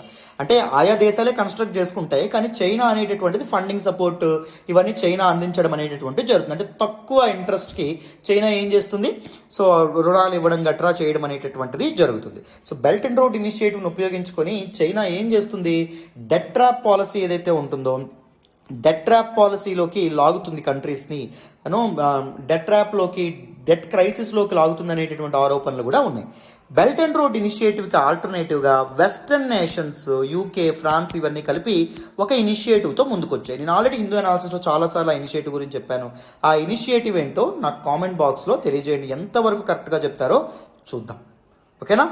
రైట్, నెక్స్ట్ ఆర్టికల్ డిస్కస్ చేద్దాం. చూడండి అమ్మా, ఈరోజు హిందూ అనాలిసిస్లో మనం మాట్లాడుకునే నెక్స్ట్ ఆర్టికల్ చూడండి, Facebook and fake news. Very very important article regarding GS paper 3 అమ్మ, సెక్యూరిటీకి సంబంధించినటువంటి ఆర్టికల్. ఈ ఆర్టికల్ నేను ద హిందూలోని ఢిల్లీ ఎడిషన్లో పేజ్ నెంబర్ 8 నుంచి సెలెక్ట్ చేసుకోవడం అనేటటువంటి జరిగింది. చాలా చాలా ఇంపార్టెంట్ ఆర్టికల్. సో జాగ్రత్తగా వింటే క్లియర్గా in detail in depth explain చేసే ప్రయత్నం చేస్తాను, మీకు ఈజీగా అర్థమవుతుంది. ఈ ఆర్టికల్ కూడా జాగ్రత్తగా వినండి. సో న్యూస్లోకి ఏమొచ్చిందో చూడండి అమ్మ, ఈ ఆర్టికల్ దేని గురించి మాట్లాడుతుందో. ద పార్లమెంటరీ స్టాండింగ్ కమిటీ ఏదైతే ఉంటుందో, standing committee on information and technology, it question Facebook అఫీషియల్స్కి వాళ్ళు క్వశ్చన్ చేశారు, ప్రశ్నించారు. ఏమని? Over allegations that the algorithm promotes one political party. This particular Facebook algorithm ఏదైతే ఉంటుందో అది ఓన్లీ వన్ పొలిటికల్ పార్టీకి చెందినటువంటి పోస్టులు, క్యాంపెయిన్స్ ఏవైతే ఉంటాయో వాటిని మాత్రమే ప్రమోట్ చేస్తుంది అనేటటువంటి ఎలిగేషన్స్ గురించి ప్రశ్నించడం అనేటటువంటి జరిగింది. ఈ ఫేస్బుక్ ఆల్గారిథమ్స్ వల్ల మేజర్ ఛాలెంజెస్ ఉన్నాయి, మేజర్ కన్సర్న్స్ ఉన్నాయండి. So it is a threat to democracy అని చెప్తున్నారు. It is a threat to free and fair elections అని కూడా చెప్తున్నారు. ఈ ఫేస్బుక్ ఆల్గారిథమ్స్ కేవలం కొన్ని పొలిటికల్ పార్టీస్కి అన్డ్యూ అడ్వాంటేజెస్ అనేటటువంటివి ఇస్తున్నాయి అనే విధంగా కూడా మాట్లాడడం అనేటటువంటి జరుగుతుంది. సో ఫస్ట్ ఇంపార్టెంట్ కన్సర్న్ ఏం చెప్తున్నారు అంటే rampant misuse of social media for political gains. So political campaigns, political action committees, private citizens వీళ్ళు ఎవరైతే ఉంటారో వాళ్ళకి ఓన్ ఎజెండాస్తో వాళ్ళు కొంతమంది ఓటర్స్ని టార్గెట్ చేస్తూ ఆన్లైన్ ప్లాట్ఫామ్స్లో ఏం చేస్తున్నారు, ఫేక్ న్యూస్ స్టోరీస్ అన్ని పబ్లిష్ చేస్తున్నారు. వాట్సాప్ యూనివర్సిటీస్ అని చెప్పి అంటారు. అంటే చరిత్ర ఏదైతే ఉంటుందో హిస్టరీని వాళ్ళకి తగినట్టుగా వక్రీకరించడం, అండ్ దాంతోపాటు వాళ్ళకి తగినట్టుగా బ్లాగ్స్ రాయడం, వాళ్ళకి తగినట్టుగా న్యూస్ ఏదైతే ఉంటుందో దాన్ని మార్చి రాయడం, ఇవన్నీ చేస్తున్నారు. సోషల్ మీడియా అనేటటువంటిది ప్రజల జీవితాల్లో పాజిటివ్ చేంజ్ కాకుండా నెగిటివ్ చేంజ్ ఈ విధంగా తీసుకొస్తుంది అనే విధంగా కూడా చెప్తున్నారు. That is major concern. Second ఏంటి అంటే threats to privacy of individual. మీ అందరికీ తెలుసని అనుకుంటున్నాను, 2017లో పుత్తస్వామి కేసులో సుప్రీంకోర్టు ఒక మాట చెప్పడం అనేటటువంటి జరిగింది. ఏంటి? Right to privacy is a part of right to life and personal liberty అని చెప్పడం అనేది జరిగింది. Right to life and personal లిబర్టీని ఏది గ్యారంటీ చేస్తుందమ్మా? మన రాజ్యాంగంలోని పార్ట్ 3 ఫండమెంటల్ రైట్స్ గురించి మాట్లాడుతుంది కదా, ప్రాథమిక హక్కుల గురించి. ఈ ఫండమెంటల్ రైట్స్లో ఉన్నటువంటి ఆర్టికల్ 21 ఏదైతే ఉంటుందో ఇది సిటిజన్స్కి right to life and personal liberty ఇస్తుంది. దానిలో this particular right to privacy, గోప్యతా హక్కు అనేటటువంటిది భాగం అని చెప్పింది. కానీ ఇక్కడ ఏం చేస్తున్నారు, ఆన్లైన్ ప్లాట్ఫామ్స్ ఏవైతే ఉన్నాయో ఇవి ఎలా మనీని, ఫేస్బుక్ కోసం ఏమైనా ఛార్జ్ చేస్తున్నారో మనకి చేయట్లేదు, ఇన్స్టాగ్రామ్ కోసం వాడడానికి ఏమైనా ఛార్జ్ చేస్తున్నారో చేయట్లేదు. మరి వాళ్ళ ఎలా వాటి యొక్క మనీ మేకింగ్ సిస్టమ్ అనేటటువంటిది ఎలా ఉంటుంది, బిజినెస్ మోడల్ ఎలా ఉంటుంది వాళ్ళది, అడ్వర్టైజ్మెంట్స్ ద్వారా, అవునా కాదా? మన యొక్క పర్సనల్ డేటా, మన యొక్క అయిష్టాలు వీటన్నింటినీ వాళ్ళు తీసుకుంటారు, తెలుసుకుంటారు, వాటిని బేస్ చేసుకొని మనకి అడ్వర్టైజ్మెంట్స్ చూపిస్తూ ఉంటారు. అర్థమైందా? సో ఫేస్బుక్ లేకపోతే ఇన్స్టాగ్రామ్ లేకపోతే ఈ ట్విట్టర్ ఇవేం చేస్తున్నాయి, వ్యక్తి యొక్క పర్సనల్ ఇన్ఫర్మేషన్ని తీసుకోవడం అనేటటువంటి జరుగుతుంది. ఆ right to privacy is a threat. So these social media giants are violating citizens right to privacy అని చెప్పి చెప్తున్నారు. మూడవది చూడండి, spread of harmful content. So these social media platforms మీద ప్రతి ఒక్కరూ తమ అకౌంట్స్ అనేవి ఓపెన్ చేసుకుని ఎక్కువగా యాక్టివ్గా ఉంటారు. సో ఇక్కడ violent and extremist content, fake news, misinformation ఇలాంటివన్నీ కూడా స్ప్రెడ్ చేయడం అనేటటువంటిది జరుగుతుంది. ముఖ్యంగా దిస్ పాండమిక్స్ లాంటి సమయాల్లో ఇన్ఫర్మేషన్ ఏదైతే ఉంటుందో, ఫాల్స్ ఇన్ఫర్మేషన్, ఫేక్ ఇన్ఫర్మేషన్ ఎంత డిస్ట్రక్షన్కి కారణం అవుతుందో మీ అందరికీ తెలుసని అనుకుంటున్నాను. సో ఈ ఆరోగ్య చిట్కాలని చెప్పి ఏవేవో ఎవరెవరో ఇలా చెప్పడం అనేటటువంటి జరుగుతుంది. ఫాల్స్ ఇన్ఫర్మేషన్ని వాళ్ళు పాస్ ఆన్ చేయడం అనేటటువంటి జరుగుతుంది. దట్ ఈస్ ఎ థ్రెట్ అని చెప్పి మనం చెప్పుకోవచ్చు. దీస్ ఆర్ మేజర్ కన్సర్న్స్ అమ్మ. మనకు ఒక ఇంపార్టెంట్ కోట్ కూడా ఉంది, ఇది మీరు ఎగ్జామ్లో రాస్తే బాగుంటుంది. ఇన్ఫోడమిక్ ఈజ్ న్యూ పాండమిక్ అని చెప్పి అంటారు. ఇన్ఫోడమిక్ అంటే ఏంటి, huge lot of information, most of which is false information. అర్థమైందా? So infodemic is new pandemic, అది నిజంగా ఒక తీవ్రమైనటువంటి జబ్బు, తీవ్రమైనటువంటి వ్యాధి అంట. It is a threat to our lifes. So అందుకే మనం జాగ్రత్తగా మిస్ఇన్ఫర్మేషన్ గట్రా చూసుకుంటూ ఉండాలి. ఓకేనా? రైట్. సో ఇది మనకి ఆర్టికల్. సో డీటెయిల్గా ఇండెప్త్ ఈ ఆర్టికల్ కూడా మీకు అర్థమైందని అనుకుంటున్నాను. మన నెక్స్ట్ ఆర్టికల్ మాట్లాడదాం, వినాలి నాన్న. ఈరోజు హిందూ అనాలిసిస్లో మనం మాట్లాడుకునే నెక్స్ట్ ఆర్టికల్ చూడండి, unreformable criminal justice. Very very important article regarding GS paper 2 గవర్నెన్స్కి సంబంధించినటువంటి ఆర్టికల్. చాలా ఇంపార్టెంట్ ఆర్టికల్ అమ్మ. ఈ ఆర్టికల్ని నేను ద హిందూలోని ఢిల్లీ ఎడిషన్లో పేజ్ నెంబర్ 7 నుంచి సెలెక్ట్ చేసుకోవడం అనేటటువంటి జరిగింది. చాలా important article. This article is talking about India's criminal justice system. So పూర్తి స్థాయిలో దిస్ పర్టికులర్ ఆర్టికల్ని డీటెయిల్డ్గా ఇన్డెప్త్ అనలైజ్ చేసేటటువంటి ప్రయత్నం చేద్దాం. మీరు చాలా విషయాలు అయితే తప్పకుండా నేర్చుకుంటారు ఈ ఆర్టికల్ ద్వారా. జాగ్రత్తగా వినండి, క్లియర్గా ఎక్స్ప్లెయిన్ చేస్తాను. సో రీసెంట్గా our central government of India, it has initiated process of amendment to laws such as Indian Penal Code or Code of Criminal Procedure, CRPC అంటాం. వీటన్నిటిలో సవరణలు చేయాలని చెప్పి భారత ప్రభుత్వం ఆలోచిస్తుంది. ఎందుకంట, to make comprehensive changes in criminal laws. భారత న్యాయ చట్టాలు ఏవైతే ఉంటాయో, భారత శిక్షాస్మృతి ఏదైతే ఉంటుందో దానిలో significant and comprehensive and radical reforms తీసుకురావాలని చెప్పి మన సెంట్రల్ గవర్నమెంట్ ఇప్పుడు ఆలోచించడం అనేటటువంటి జరుగుతుంది. సో ఇండియన్ క్రిమినల్ లాస్లో చట్టాలను సవరణలు తీసుకురావాలంటే దేనిలో చట్టాలు తీసుకురావాలి, ఐపీసీ, ఇండియన్ పీనల్ కోడ్ ఒకటి, అండ్ దాంతోపాటు code of criminal procedure, CrPC అని చెప్పి అండం అనేటటువంటి దానిలో ఒకటి, అండ్ ఇండియన్ ఎవిడెన్స్ యాక్ట్ ఏదైతే ఉంటుందో ఇవన్నీ ప్రీ బ్రిటిష్ ఇవన్నీ కొలినియల్ లాస్ అండి. అర్థమైందా? సో బ్రిటిషర్స్ టైంలో వచ్చినటువంటి laws, pre independent laws. So వీటన్నింటిలోని సవరణలు సిగ్నిఫికెంట్ చేంజెస్ తీసుకురావాలని చెప్పి అనుకుంటున్నారు. Of course in consultation with all stake holders.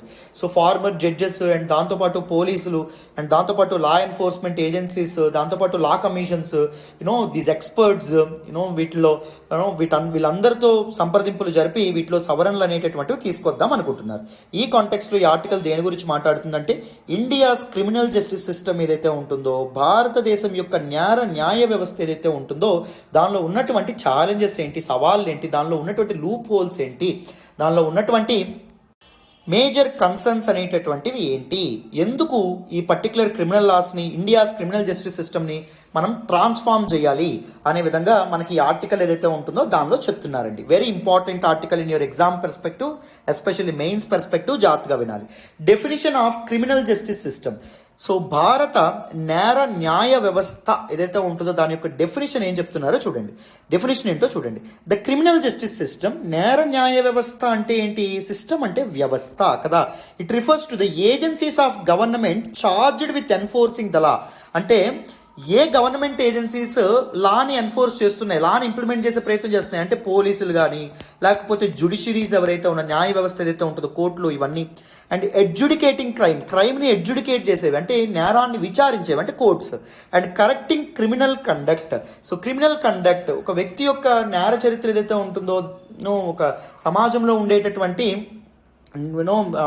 ఒక వ్యక్తి యొక్క పర్స్పెక్టివ్ టువర్డ్స్ క్రైమ్ ఏదైతే ఉంటుందో దాన్ని కరెక్ట్ చేసేటటువంటి ఎన్ఫోర్స్మెంట్ ఏజెన్సీస్ ఇవన్నీ కలిపి ఏమంటాము క్రిమినల్ జస్టిస్ సిస్టమ్ అంటాం. క్రిమినల్ జస్టిస్ సిస్టంలో ఏమొస్తాయి, క్రిమినల్ లాస్ అనేటటువంటి రావడం అనేటటువంటి జరుగుతుంది. అండ్ దాంతోపాటు గవర్నమెంట్ ఎన్ఫోర్స్మెంట్ ఏజెన్సీస్ ఏవైతే ఉన్నాయో ఎన్ఫోర్స్మెంట్ ఏజెన్సీస్ రావడం అనేవి జరుగుతాయి, లైక్ పోలీస్ కానీ లేకపోతే ఈడీ కానీ ఇలాంటివన్నీ రావడం అనేది జరుగుతుంది. అండ్ దాంతోపాటు దీస్ జస్టిస్ జ్యుడిషియల్ సిస్టమ్ ఏదైతే ఉంటుందో అది కూడా దీనిలోకి రావడం అనేటటువంటి జరుగుతుంది. అండ్ దాంతోపాటు దిస్ పర్టిక్యులర్ ఎన్జిఓస్ ఇవి కూడా వస్తాయి. ఇవన్నీ రేప్కి ఎగెనెస్ట్గా లేకపోతే మర్డర్స్కి ఎగెనెస్ట్గా లేకపోతే దొంగతనాలకు ఎగెనెస్ట్గా ఇవి ప్రజలు అవేర్నెస్ తీసుకొస్తాయి కదా. అండ్ దాంతోపాటు డ్రగ్స్ తీసుకునేటటువంటి వాళ్ళు, డ్రగ్స్కి బానిసైనటువంటి వాళ్ళకి రీహాబిలిటేషన్ అనేటటువంటిది కండక్ట్ చేస్తారు. సో ఆ కండక్ట్ చేసే వాళ్ళు కూడా క్రిమినల్ జస్టిస్ సిస్టంలోకి రావడం అనేటటువంటి జరుగుతుంది. వెరీ ఇంపార్టెంట్, గుర్తుపెట్టుకోండి. The legal framework for criminal jurisprudence in India includes Indian penal code and code of criminal procedure. So criminal jurisprudence అంటే మన భారత శిక్షా స్మృతి ఏదైతే ఉంటుందో it comprises of two important aspects అండి. ఒకటవది ఏంటి, Indian penal code, code of criminal procedure.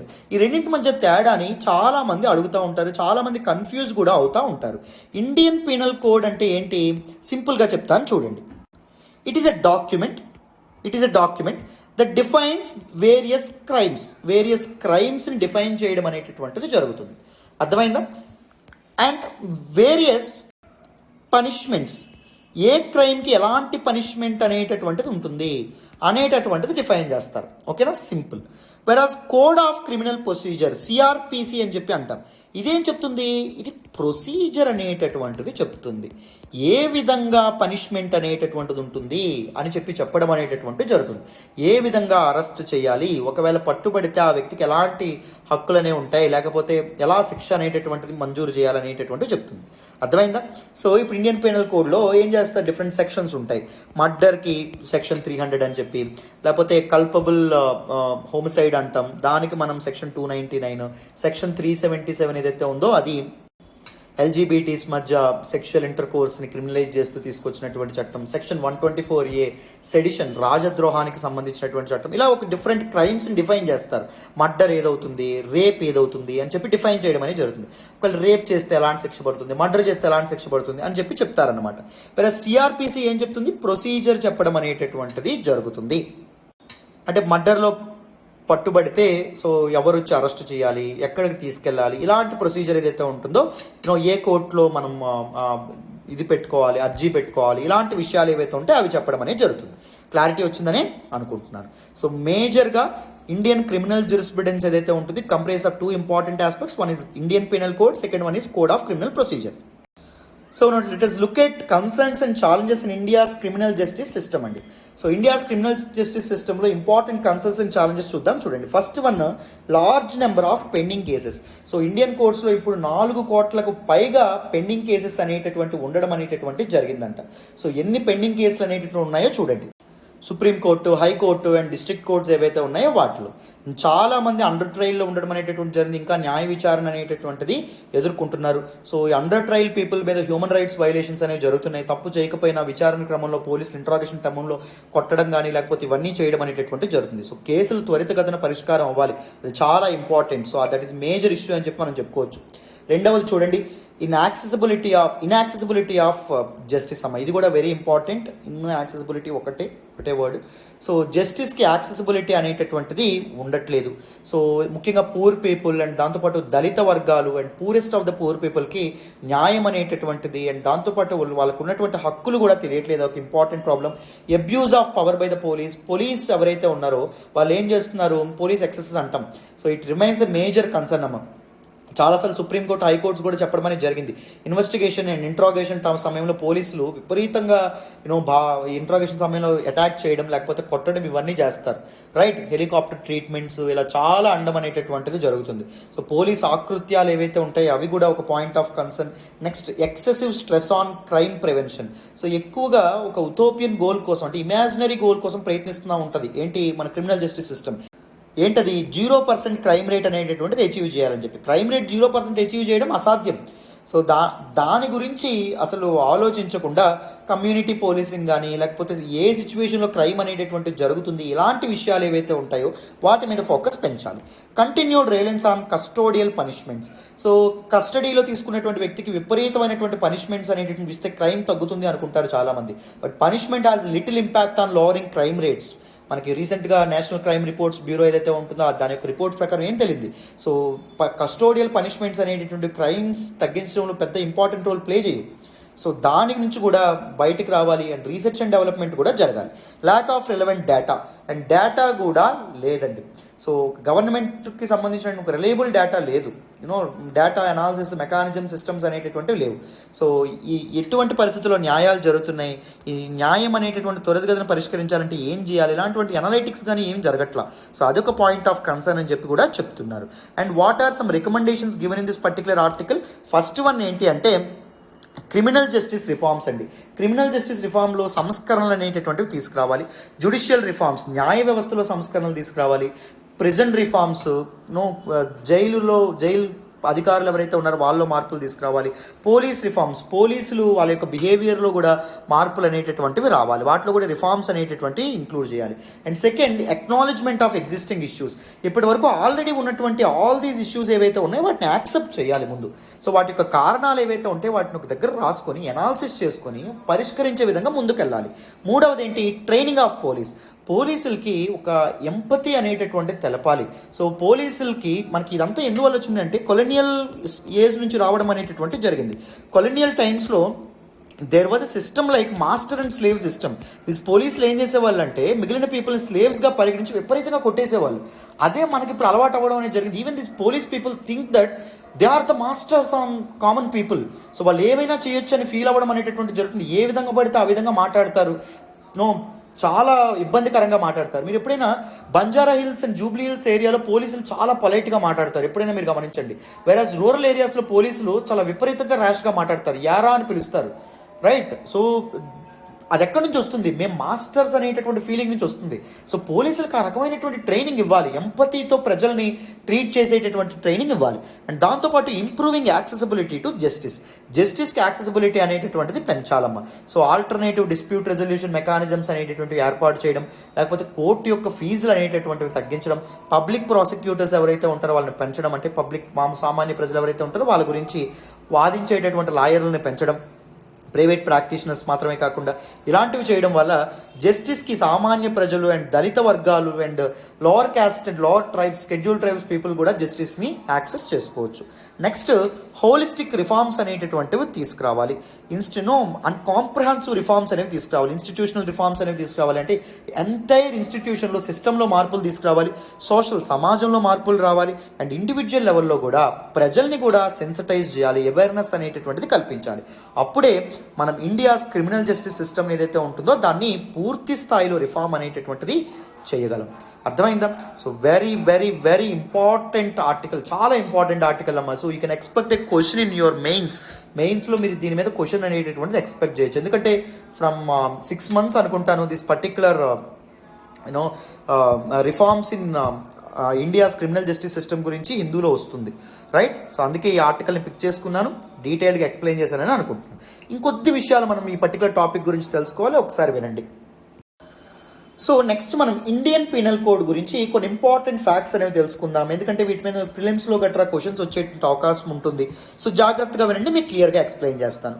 Indian penal code అంటే ఏంటి? It is the principal criminal code of India యొక్క ప్రిన్సిపల్ క్రిమినల్ కోడ్. దీనిలో ఏం చేస్తారు? In this document the define crimes, వివిధ నేరాలని డిఫైన్ చేస్తారు.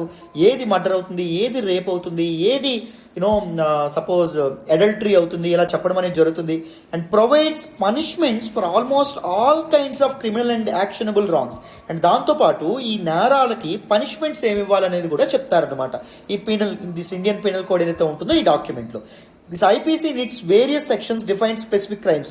ఐపీసీలో డిఫరెంట్ సెక్షన్స్ ఉంటాయి, different sections different crimes define చేస్తే సపోజ్ సెక్షన్ 300 మర్డర్, సెక్షన్ 299 ఏదైతే ఉంటుందో అది కల్పబుల్ హోమిసైడ్. అండ్ దాంతోపాటు దిస్ పర్టికులర్ సెక్షన్ 377 ఏదైతే ఉంటుందో అది ఎల్జీబీటీ సెక్షువల్ ఇంటర్కోర్స్ని క్రిమినలైజ్ చేస్తూ తీసుకొచ్చినటువంటి సెక్షన్ 124A ఏదైతే ఉంటుందో అది సెడిషన్ గురించి మాట్లాడుతుంది ఇలాగా. And provides punishment for them. Each క్రైమ్కి ఏం చేస్తారు, పనిష్మెంట్స్ కూడా ప్రొవైడ్ చేస్తారు. It is subdivide into 23 chapters 23 chapters అనేటటువంటి ఉంటాయి దట్ కంప్రైజ్ 511 సెక్షన్స్. ఐపీసీలో మొత్తం 511 సెక్షన్స్ అనేటటువంటివి ఉండడం అనేటటువంటి జరుగుతుంది. సో ఇది బ్రిటిషర్స్ టైంలో తీసుకొచ్చినటువంటి క్రిమినల్ కోడ్. అండ్ ఇది ముందు ఐపీసీ తీసుకురాకముందు ఏముండేది, మొహమ్మదన్ క్రిమినల్ లా ఏదైతే ఉంటుందో ఇది ఉండడం అనేటటువంటి జరిగింది. It is based on Islamic religion అమ్మ, అర్థమైందా. It has close relationship with Islam. Islamic రిలీజియన్లో వేటినైతే నేరాలుగా పరిగణిస్తారో వాటన్నింటినీ తీవ్రమైనటువంటి నేరాలుగా పరిగణించి ఎంటైర్ ఇండియన్ సబ్ కాంటినెంట్ వాటిని విస్తృతపరచడం అనేటటువంటి జరిగింది, వాటిని ఎన్ఫోర్స్ చేయడం అనేటటువంటి జరిగింది. కానీ తర్వాత బ్రిటిషర్స్ వచ్చి ఏం చేయడం అనేటటువంటి జరిగింది, ఇండియన్ పీనల్ కోడ్ని తీసుకురావడం అనేటటువంటి జరిగింది. It laid the foundation of secularism. So ఒక మతానికి సంబంధించినటువంటి విషయాలు ఏవైతే ఉంటాయో వాటిని బేస్ చేసుకుని దిస్ క్రిమినల్ కోడ్ని ఏర్పాటు చేయకుండా అందరికీ కలిపి ఒక క్రిమినల్ కోడ్ని ఏర్పాటు చేయడం వల్ల so Indian penal code first spoke about secularism అని చెప్పి మనకి చెప్తారన్నమాట. అర్థమైందా, రైట్.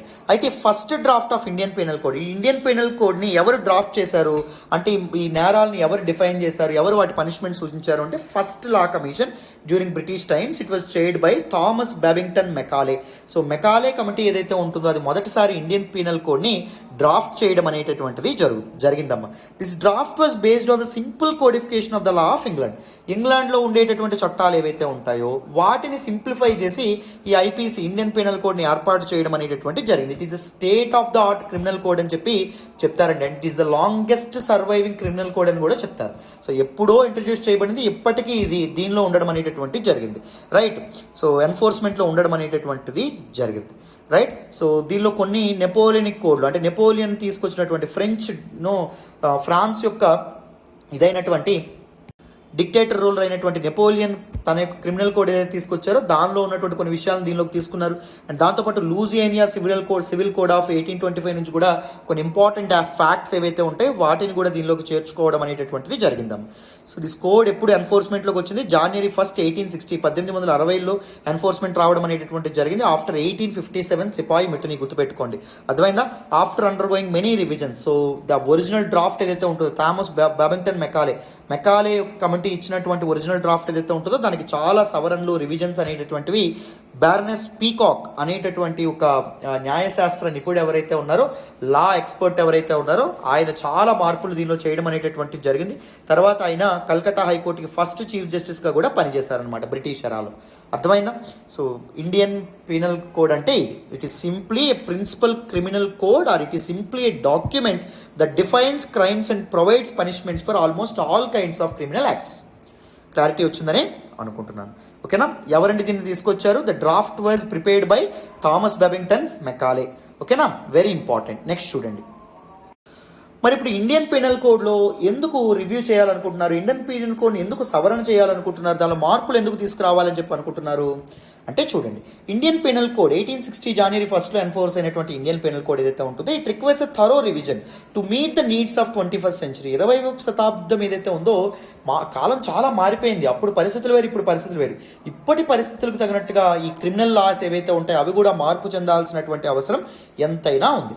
మెకాలే హిమ్సెల్ఫ్ ఆయన ఏం చెప్పారు అంటే దిస్ కోడ్ని రెగ్యులర్గా రివైజ్ చేయాలి, అర్థమైందా. Whenever there were gaps or ambiguities, అయితే కన్ఫ్యూజన్ అనేటటువంటిది వస్తుందో మారుతున్నటువంటి కాలానికి తగినట్టుగా మారుతున్నటువంటి క్రిమినల్ ఎక్స్పీరియన్సెస్కి అనుభవాలకు తగినట్టుగా ఏం చేయాలి, సో ఇండియన్ పీనల్ కోడ్లో మార్పులు తీసుకురావాలని చెప్పి మెకాలే ఎవరైతే ఉన్నారో ఆయన అప్పుడే చెప్పడం అనేటటువంటిది జరిగింది. సో ఇప్పటి వరకు స్వతంత్రం వచ్చిన తర్వాత ఇండియన్ పీనల్ కోడ్ని 75 సార్లు అమెండ్ చేశారు, కానీ వేగ్గా సవరించడం అనేటటువంటిది జరిగింది. But no comprehensive revision has been undertaken. కాంప్రహెన్సివ్గా దీన్ని రివైజ్ చేయలేదండి. 42nd లా కమిషన్ ఏదైతే ఉంటుందో 1971లో తన రిపోర్ట్లో అది ఏం చెప్పింది అంటే ఇండియన్ పీనల్ కోడ్ 1860లో ఎన్ఫోర్స్ అయినటువంటి ఇండియన్ పీనల్ కోడ్ ప్రజెంట్ ఉన్నటువంటి పరిస్థితులకి ఇది తగదు, దాని కాంప్రహెన్సివ్ రివిజన్ అనేటటువంటి చేయాలని చెప్పినప్పటికీ దానికి తగినట్టుగా వేరే వేరే గవర్నమెంట్స్ అమెండ్మెంట్ బిల్స్ ఏవైతే ఉన్నాయో ఐపీసీని సవరించడానికి లోక్సభలోనే అంటే ఇండియన్ పార్లమెంట్లో చట్టాలు తీసుకురావడం అనేటటువంటి జరిగినప్పటికీ ఆ బిల్స్ ల్యాప్స్ అవ్వడం అనేటటువంటి జరిగింది. ఎందుకంటే లోక్సభ డిజాల్వ్ అవ్వడం వల్ల అంటే ఒక చట్టం అనేటటువంటి కొలిక్కి రాకుండా ఆ పర్టికులర్ గవర్నమెంట్స్ ఏవైతే ఉంటాయో వాటి యొక్క టర్మ్ అనేటటువంటిది ఎండ్ అయిపోవడం వల్ల. అర్థమైందా? So most of these amendments to IPC Indian penal కోడ్కి అమెండ్మెంట్స్ ఎలా జరిగేవి, రియాక్టివ్గా జరిగేవి అనమాట. అంటే అప్పటికప్పుడు పరిస్థితులు బట్టి జరగడం అనేటటువంటిది జరిగింది. So in response to immediate circumstances like ఇప్పుడు 2013లో ఇండియన్ పీనల్ కోడ్కి అమెండ్మెంట్ చేశారు after the Delhi gang rape case తర్వాత ఒక ఇదే ఇన్సిడెంట్ జరిగితే వెంటనే సవరణ చేయడం, దాని తగ్గట్టుగా తర్వాత ఇంకో ఇన్సిడెంట్ జరిగితే తనకు తర్వాత సవరణ చేయడం అలా చేశారు. కానీ ఒక కాంప్రహెన్సివ్ రివిజన్ అయితే చేశారు ఆ ప్రజెంట్ ఉన్నటువంటి టైమ్స్కి, ప్రజెంట్ ఉన్నటువంటి సినారియోస్కి అంటే ఇప్పటి వరకు జరగలేదు.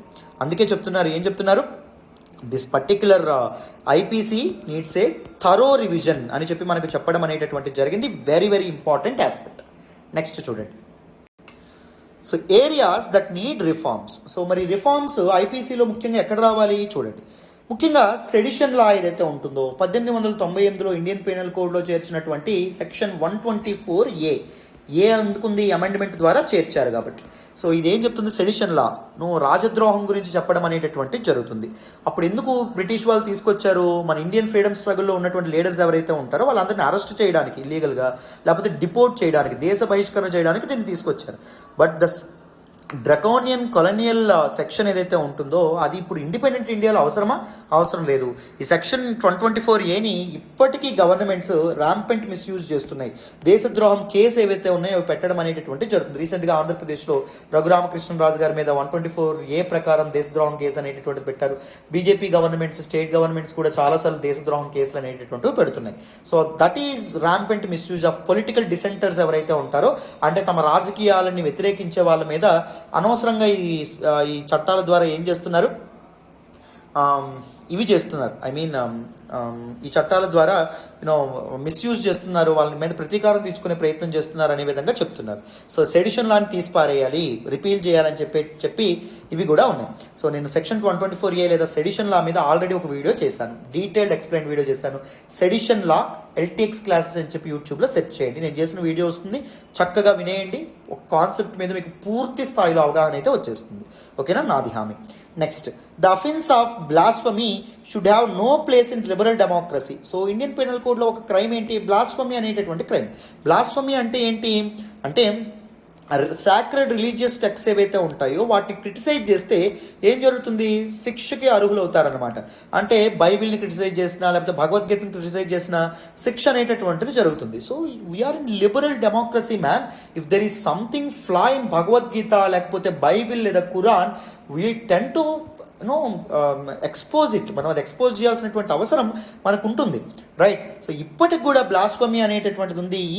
ఈ సెక్షన్ మీద కేసులు అనేటటువంటివి నమోదవ్వడం నిజంగా ఒక ప్రాబ్లం అని చెప్పి మనం చెప్పుకోవచ్చు. There is a need to repeal section 295A which was inserted in 1927. 1927లో ఇండియన్ పీనల్ కోడ్లో ఇన్సర్ట్ చేసినటువంటి section 295A which talks about blasphemy, which criminalises blasphemy, దాన్ని కూడా ఏం చేయాలి, రివ్యూ చేయాలి, దాన్ని కూడా రిపీల్ చేసేయాలి. Next, criminal conspiracy was made a substantive offence in 1913.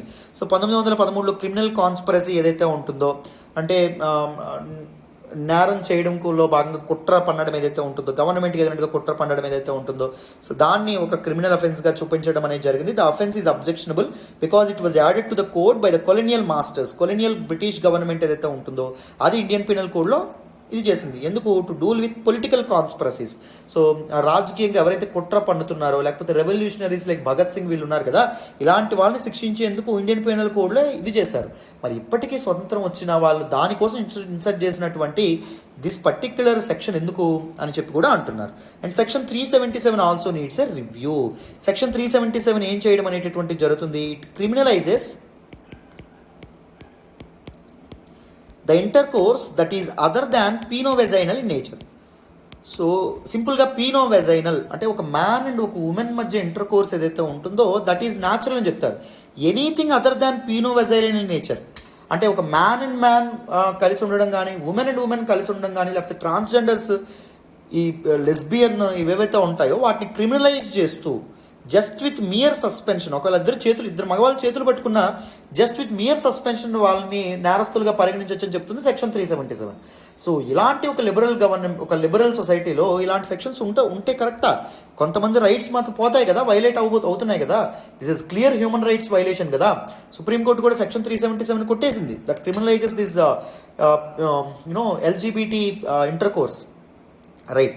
So దాన్ని కూడా రివ్యూ అనేటటువంటి చేయాలి. సో ఇలాంటి ఫ్లాస్ చాలా ఉన్నాయి. మారుతున్నటువంటి కాలానికి తగినట్టుగా క్రిమినల్ కోడ్స్ కూడా మారాల్సిన అవసరం ఉంది కాబట్టి ఐపీసీలో, ఇండియన్ పీనల్ కోడ్లో కూడా సమూలమైనటువంటి మార్పులు రావాలనే విధంగా మనకి చెప్తున్నారు. అర్థమైందా? సో కంప్లీట్గా మీకు డీటెయిల్డ్గా in depth this particular article అనేది అవగాహన వచ్చిందని అనుకుంటున్నాను. So this is all about this particular topic. మరి నెక్స్ట్ ఆర్టికల్ మాట్లాడదాం, వినాలమ్మా. ఈరోజు హిందూ అనాలిసిస్లో మనం మాట్లాడుకునే నెక్స్ట్ ఆర్టికల్ చూడండి. Rhino population up by 200 in Kaziranga. Very very very important article regarding GS paper 3 అండి. ఎన్విరాన్మెంట్, ఎకాలజీ అండ్ బయోడైవర్సిటీలో మాట్లాడతాం, స్పీసీస్ ఇన్ న్యూస్లో మనం మాట్లాడతాం. ఈ ఆర్టికల్ నేను హిందూలోని ఢిల్లీ ఎడిషన్లో పేజ్ నెంబర్ 5 నుంచి సెలెక్ట్ చేసుకోవడం అనేటటువంటిది జరిగింది. చాలా ఇంపార్టెంట్ ఆర్టికల్, ప్రిలిమ్స్కి సంబంధించినటువంటి చాలా ఇంపార్టెంట్ ఫ్యాక్ట్స్ మీరు ఈ ఆర్టికల్లో తెలుసుకుంటారు. జాగ్రత్తగా ఫోకస్డ్గా వినండి, మీకు ఈజీగా ఈ ఆర్టికల్ కూడా అర్థమైపోతుంది. మీకు క్లియర్గా ఎక్స్ప్లెయిన్ చేసేటటువంటి ప్రయత్నం చేస్తాను బ్యాక్గ్రౌండ్తో సహా. రైట్, వినాలమ్మా. సో రీసెంట్గా రైనో సెన్సస్ అనేటటువంటివి చేశారు. అంటే రైనోస్ ఎంత ఉన్నాయని చెప్పి లెక్కించేటటువంటి కార్యక్రమం చేయడం అనేటటువంటి జరిగింది. It found that population of Assam's iconic one-horned rhino at Kaziranga National Park has increased. Kaziranga National Park is home for great one horn rhino or Indian rhinos అమ్మ, మీ అందరికీ తెలుసనే అనుకుంటున్నాను. సో అక్కడ ఈ రైనోస్ యొక్క నెంబర్ అనేటటువంటిది పెరగడం అనేటటువంటిది జరిగింది. ఖడ్గముగాల యొక్క నెంబర్ ఏదైతే ఉంటుందో అది పెరగడం అనేటటువంటిది జరిగిందంట. సో డీటెయిల్స్ చూడండి. The latest census of Indian rhinoceros was carried out by the world heritage site. So this UNESCO world heritage site, UNESCO ప్రపంచ వారసత్వ సంపదగా దిస్ కాజిరంగా నేషనల్ పార్క్ని గుర్తించడం అనేటటువంటి జరిగింది. సో వాళ్ళు ఏం చేశారు, this particular rhinoceros population census ఏదైతే ఉంటుందో దాన్ని కండక్ట్ చేస్తే రైనోసరస్ నెంబర్స్ అనేటటువంటి పెరగడం అనేటటువంటి జరిగిందని శుభవార్త చెప్పారండి. The population of the greater one horn or Indian rhinoceros in the Kaziranga national park and tiger reserve had increased by 200 in 4 years. సో 4 సంవత్సరాల్లో 200 వరకు దిస్ వన్ హార్న్ రైనోస్ అనేటటువంటివి పెరగడం అనేటటువంటి జరిగిందంట. ఖడ్గమృగాల సంఖ్య పెరగడం అనేటటువంటి జరిగిందంట. ఎక్కడ? కాజిరంగా నేషనల్ పార్క్లో. 2022లో సెన్సస్ కండక్ట్ చేస్తే సెన్సస్ ఏం చెప్పడం అనేటటువంటి జరిగిందంటే కాజిరంగా నేషనల్ పార్క్లో మొత్తం 2613 రైనోసరస్ అనేటటువంటి ఉండడం అనేది జరిగిందంట. అండ్ 2018లో వీటి సంఖ్య ఎలా ఉండేది, 2413గా ఉండడం అనేది జరిగింది. చూడండి ఎంత పెరిగిందో, 200 నెంబర్ 200 పెరగడం అనేది జరిగిందమ్మా. అంతేనా? 2017లో 2401 ఉంటే సో ఇది ఎంతవరకు పెరిగింది, ఇక్కడ 12 మాత్రమే పెరిగితే ఈ 4 ఏళ్లలో ఎంత పెరగడం అనేటటువంటి జరిగింది. With in this 4 years 200 rhinoceros number అనేటటువంటిది పెరిగింది. ఇది నిజంగా శుభ పరిణామం అని చెప్పి మనం చెప్పుకోవచ్చు. అండ్ కాజిరంగా నేషనల్ పార్క్ యొక్క అఫీషియల్స్ తీసుకున్నటువంటి మెజర్స్ అండ్ దాంతోపాటు వాళ్ళ యొక్క ఎఫర్ట్స్ ఏవైతే ఉంటాయో వాటిని అప్రిషియేట్ చేయాలి తప్పకుండా. అవునా కాదా? రైట్. ఈ కాంటెక్స్ట్లో మనం రైనోస్ గురించి అండ్ దాంతోపాటు గ్రేట్ ఇండియన్ రైనోస్ గురించి అండ్ దాంతోపాటు మనం గ్రేట్ వన్ హార్న్ రైనో లేదా గ్రేట్ ఇండియన్ రైనో, దాంతోపాటు కాజీరంగా నేషనల్ పార్క్ గురించి కొన్ని ఇంపార్టెంట్ ఫ్యాక్ట్స్ అనేటటువంటివి మనం తెలుసుకోవాలి. జాగ్రత్తగా వింటే మీకు క్లియర్గా ఎక్స్ప్లెయిన్ చేస్తాను, జాగ్రత్తగా ఫోకస్డ్గా వినండి. సో చూడండి, వన్ హార్న్ రైనో. సో రైనోస్లో మొత్తం 5 స్పీసీస్ అనేటటువంటివి ఉంటాయమ్మా. మొత్తం ఎన్ని? 5 స్పీసీస్ ఉంటాయి. ఒకటి ఆఫ్రికన్ రైనోస్ అంటాం. ఆఫ్రికన్ రైనోస్లో వైట్ రైనో ఉంటుంది, బ్లాక్ రైనో కూడా ఉండడం అనేటటువంటి జరుగుతుంది. బ్లాక్ రైనో చిన్న సైజులో ఉంటుంది, వైట్ రైనో పెద్ద సైజులో ఉండడం అనేది జరుగుతుంది. సెకండ్ది ఏంటో చూడండి, the greater one horn rhino, Indian rhinos అని చెప్పి అంటారు. సో ఇండియాలో ఇవి ఎక్కువగా కనిపిస్తాయి, అస్సాం ప్రాంతంలో ఎక్కువగా కనిపిస్తాయి. జావన్ రైనో, ఇండోనేషియాలోని జావా, సుమిత్రా ఐలాండ్స్ ఏవైతే ఉంటాయో అక్కడ కనిపిస్తాయి. And Sumatran rhino species in Asia. So Sumatran rhinos ఏవైతే ఉంటాయో అవి కూడా ఉండడం అనేటటువంటి జరుగుతుంది. ఐయుసిఎన్ రెడ్ లిస్ట్లో వీటి యొక్క స్టేటస్ చూడండి. బ్లాక్ రైనో క్రిటికల్లీ ఎండేంజర్డ్గా ఉంది. వైట్ రైనో అనేటటువంటిది నియర్లీ థ్రెటెండ్ అండి, ఆల్మోస్ట్ అంతరించిపోయేటటువంటి స్థానంలో అవి ఉన్నాయి. సో బ్లాక్ రైనో ఏవైతే ఉన్నాయో they are of smaller size, in African rhinos, whereas these white rhinos ఏవైతే ఉన్నాయో they are of larger size in African rhinos. One horn rhino it is వల్నరబుల్గా ఉండడం అనేటటువంటిది జరిగింది. సో గ్రేట్ ఇండియన్ రైనో అని కూడా అంటారు. సో జావన్ రైనో క్రిటికల్లీ ఎండేంజర్డ్గా ఉంది. అండ్ దాంతోపాటు సుమత్రన్ రైనో ఏదైతే ఉంటుందో ఇది కూడా క్రిటికల్లీ ఎండేంజర్డ్గా ఉండడం అనేటటువంటిది జరిగింది. Very very important. నెక్స్ట్ చూడండి. So great one horn rhino ఇది ఇండియాలో ఎక్కువ కనిపిస్తుందని చెప్పాం కదా, దీని గురించి మనం ఫ్యాక్ట్స్ అనేవి తెలుసుకోవాలి. సో ఇండియాలో కనిపించేటటువంటి ఓన్లీ రైనో స్పీసీస్ ఏంటి అంటే great one horn rhino species అమ్మ, వెరీ ఇంపార్టెంట్. దీనికి ఇంకొక పేరు ఏంటి అంటే ఇండియన్ రైనో అనేటటువంటి పేరు కూడా ఉండడం అనేటటువంటిది జరుగుతుంది. అండ్ దీనికి సింగిల్ బ్లాక్ హార్న్, ఒకే ఒక కొమ్ము అనేటటువంటిది ఉంటుంది, ఖడ్గం లాగా ఉండడం అనేది జరుగుతుంది. అండ్ గ్రే బ్రౌన్ హైడ్ అనేటటువంటిది ఉంటుంది, పైన ఇలాంటి కవచం లాగా ఉండడం అనేది జరుగుతుంది. అండ్ స్కిన్ ఫోల్డ్స్ అనేటటువంటివి కూడా కనిపించడం అనేటటువంటి జరుగుతుంది, స్కిన్ ఎక్కువగా ఫోల్డ్ అవుతుంది. సో ఇవి ఎక్కువగా ఏం చేస్తాయి, గడ్డి మేస్తూ బతకడం అనేటటువంటి జరుగుతుంది. ఎక్కువగా గ్రాస్ ఎక్కువగా తింటాయండి. సో లీవ్స్ ఎక్కువగా తింటాయి. అండ్ ష్రబ్స్, గడ్డి, అండ్ దాంతోపాటు ట్రీస్, చెట్ల కొమ్మలు, అండ్ ఫ్రూట్స్, అండ్ దాంతోపాటు ఎక్వాటిక్ ప్లాంట్స్ ఏవైతే ఉంటాయో, చిత్తడి నేలల్లో కనిపించేటటువంటి ప్లాంట్స్ ఏవైతే ఉన్నాయో, మొక్కలు ఏవైతే ఉంటాయో వాటిని తింటాయి అన్నమాట. ఇవి ఎక్కువగా ఇండియాలో ఎక్కడ కనిపిస్తాయి, అస్సాంలో కనిపిస్తాయి, వెస్ట్ బెంగాల్లో కనిపిస్తాయి, అండ్ ఉత్తరప్రదేశ్లో ఎక్కువగా, యూపీలో కూడా ఎక్కువగా కనిపించడం అనేటటువంటి జరుగుతుంది. వీటి యొక్క ప్రొటెక్షన్ స్టేటస్ చూస్తే IUCN రెడ్ లిస్ట్లో, international union for conservation of nature red లిస్ట్లో వల్నరబుల్ స్టేట్లో ఉండడం అనేటటువంటి జరిగింది. ఈ కన్జర్వేషన్ స్టేటస్ చాలా ఇంపార్టెంట్ అండి. అండ్ దాంతోపాటు సైట్స్లో అపెండిక్స్ 1 స్టేటస్ అనేటటువంటిది ఉండడం అనేటటువంటిది జరిగింది. వెరీ ఇంపార్టెంట్ అండి, జాగ్రత్తగా గుర్తుపెట్టుకోండి. So CITES stands for the convention on international trade in endangered species of wild flora and fauna. అర్థమైందా? సో నెక్స్ట్ ఇండియన్ గవర్నమెంట్ యొక్క wildlife protection act of 1972లో స్కెడ్యూల్ 1లో ఉంది. అంటే ఒకవేళ వీటిని ఎవరైనా ఇది చేసినా, వీటి ఎవరైనా వేటాడినా వాళ్ళ మీద సివియర్ యాక్షన్ అనేటటువంటి తీసుకోబడుతుంది అనమాట. అర్థమైందా? సో ప్రొటెక్షన్ స్టేటస్ ఎక్కువగా ఉందన్నమాట. చూడండి. అండ్ థ్రెట్స్ ఏవైతే ఉన్నాయో ఎక్కువగా వీటి నెంబర్ ఎందుకు తగ్గుతూ ఉంటుంది, పోచింగ్ ఫర్ ద హార్న్స్, కొమ్ముల కోసం ఏం చేస్తారు అంటే వీటిని వేటాడడం అనేటటువంటి జరుగుతుంది. చూడండి ఇక్కడ కొమ్ముని ఎలా కోసేశారో వన్ హార్న్ రైనోస్ది. కొమ్ములకి చాలా చాలా ఇదనేటటువంటిది ఉంటుంది. ముఖ్యంగా సెక్షువల్ స్ట్రెంత్ అనేటటువంటిది ఎక్కువగా పెరుగుతుంది అని చెప్పి నమ్ముతారు. ఈ కొమ్ములతో చేసినటువంటి ఇదేదైతే ఉంటుందో, మీట్ ఏదైతే ఉంటుందో దాన్ని తింటే. అండ్ దాంతోపాటు హ్యాబిటేట్ లాస్ ఏదైతే ఉంటుందో, దిస్ క్లైమేట్ చేంజ్, అండ్ దాంతోపాటు దిస్ పర్టిక్యులర్ గ్లోబల్ వార్మింగ్ కారణంగా ఇవి నివాసం ఉండేటటువంటి ప్రదేశాల యొక్క సంఖ్య ఏదైతే ఉంటుందో, వాటి యొక్క కవర్ ఏదైతే ఉంటుందో, హ్యాబిటేట్ కవర్ ఏదైతే ఉంటుందో తగ్గుతుందమ్మా. అర్థమైందా? So these are some threats అని చెప్పి మనం చెప్పుకోవచ్చు. Very very important aspects. Now let us look at some important facts about Kaziranga national park. So next Kaziranga national park గురించి చూడండి. It is located in the state of Assam రాష్ట్రంలో ఉండడం అనేది జరిగింది. 42,996 హెక్టార్స్ ల్యాండ్ ఇది కవర్ చేయడం అనేటటువంటి జరిగింది. ఇది 1974లో దీని నేషనల్ పార్క్ గుర్తింపు అనేటటువంటిది పొందడం అనేది జరిగింది. సో సెంట్రల్ గవర్నమెంట్ దీనికి నేషనల్ పార్క్ గుర్తింపు అనేటటువంటిది ఇవ్వడం అనేటటువంటి జరిగింది. 2007లో దీన్ని టైగర్ రిజర్వ్గా కూడా గుర్తించడం అనేటటువంటి జరిగింది. సో ఈ నేషనల్ పార్క్లో టైగర్ రిజర్వ్ ఏరియా మొత్తం 1030 స్క్వేర్ కిలోమీటర్స్ ఉండడం అనేటటువంటిది జరుగుతుందమ్మా. అర్థమైందా? సో ఇక్కడ టైగర్స్ ఎక్కువగా టైగర్ కన్జర్వేషన్ కోసం ఇక్కడ మెజర్స్ కూడా తీసుకుంటారు. అండ్ దీని యునెస్కో వాళ్ళు వరల్డ్ హెరిటేజ్ సైట్గా కూడా గుర్తించడం అనేది జరిగింది. 1985లో ప్రపంచ వారసత్వ సంపదగా కూడా గుర్తించడం అనేటటువంటిది జరిగింది. And it is an important bird ఏరియాకు కూడా చెప్తారండి. బర్డ్ లైఫ్ ఇంటర్నేషనల్ అనేటటువంటి ఒక నాన్ ప్రాఫిట్ ఆర్గనైజేషన్ ఏదైతే ఉంటుందో అది ఇంపార్టెంట్ బర్డ్ ఏరియాకు కూడా దీన్ని గుర్తించింది. చూడండి బయోడైవర్సిటీకి ఇది ఎంత క్రిటికల్ ప్లేసో, ఎంత ఇంపార్టెంట్ ప్లేసో మీరు అర్థం చేసుకోవచ్చు Kaziranga national park. And national highway 37 ఏదైతే ఉంటుందో ఇది కాజీరంగా నేషనల్ పార్క్ గుండా పాస్ అవ్వడం అనేటటువంటిది జరుగుతుంది. అండ్ దీనిలో మొత్తం 250 సీజనల్ వాటర్ బాడీస్ అనేటటువంటివి ఉంటాయి. అండ్ దాంతోపాటు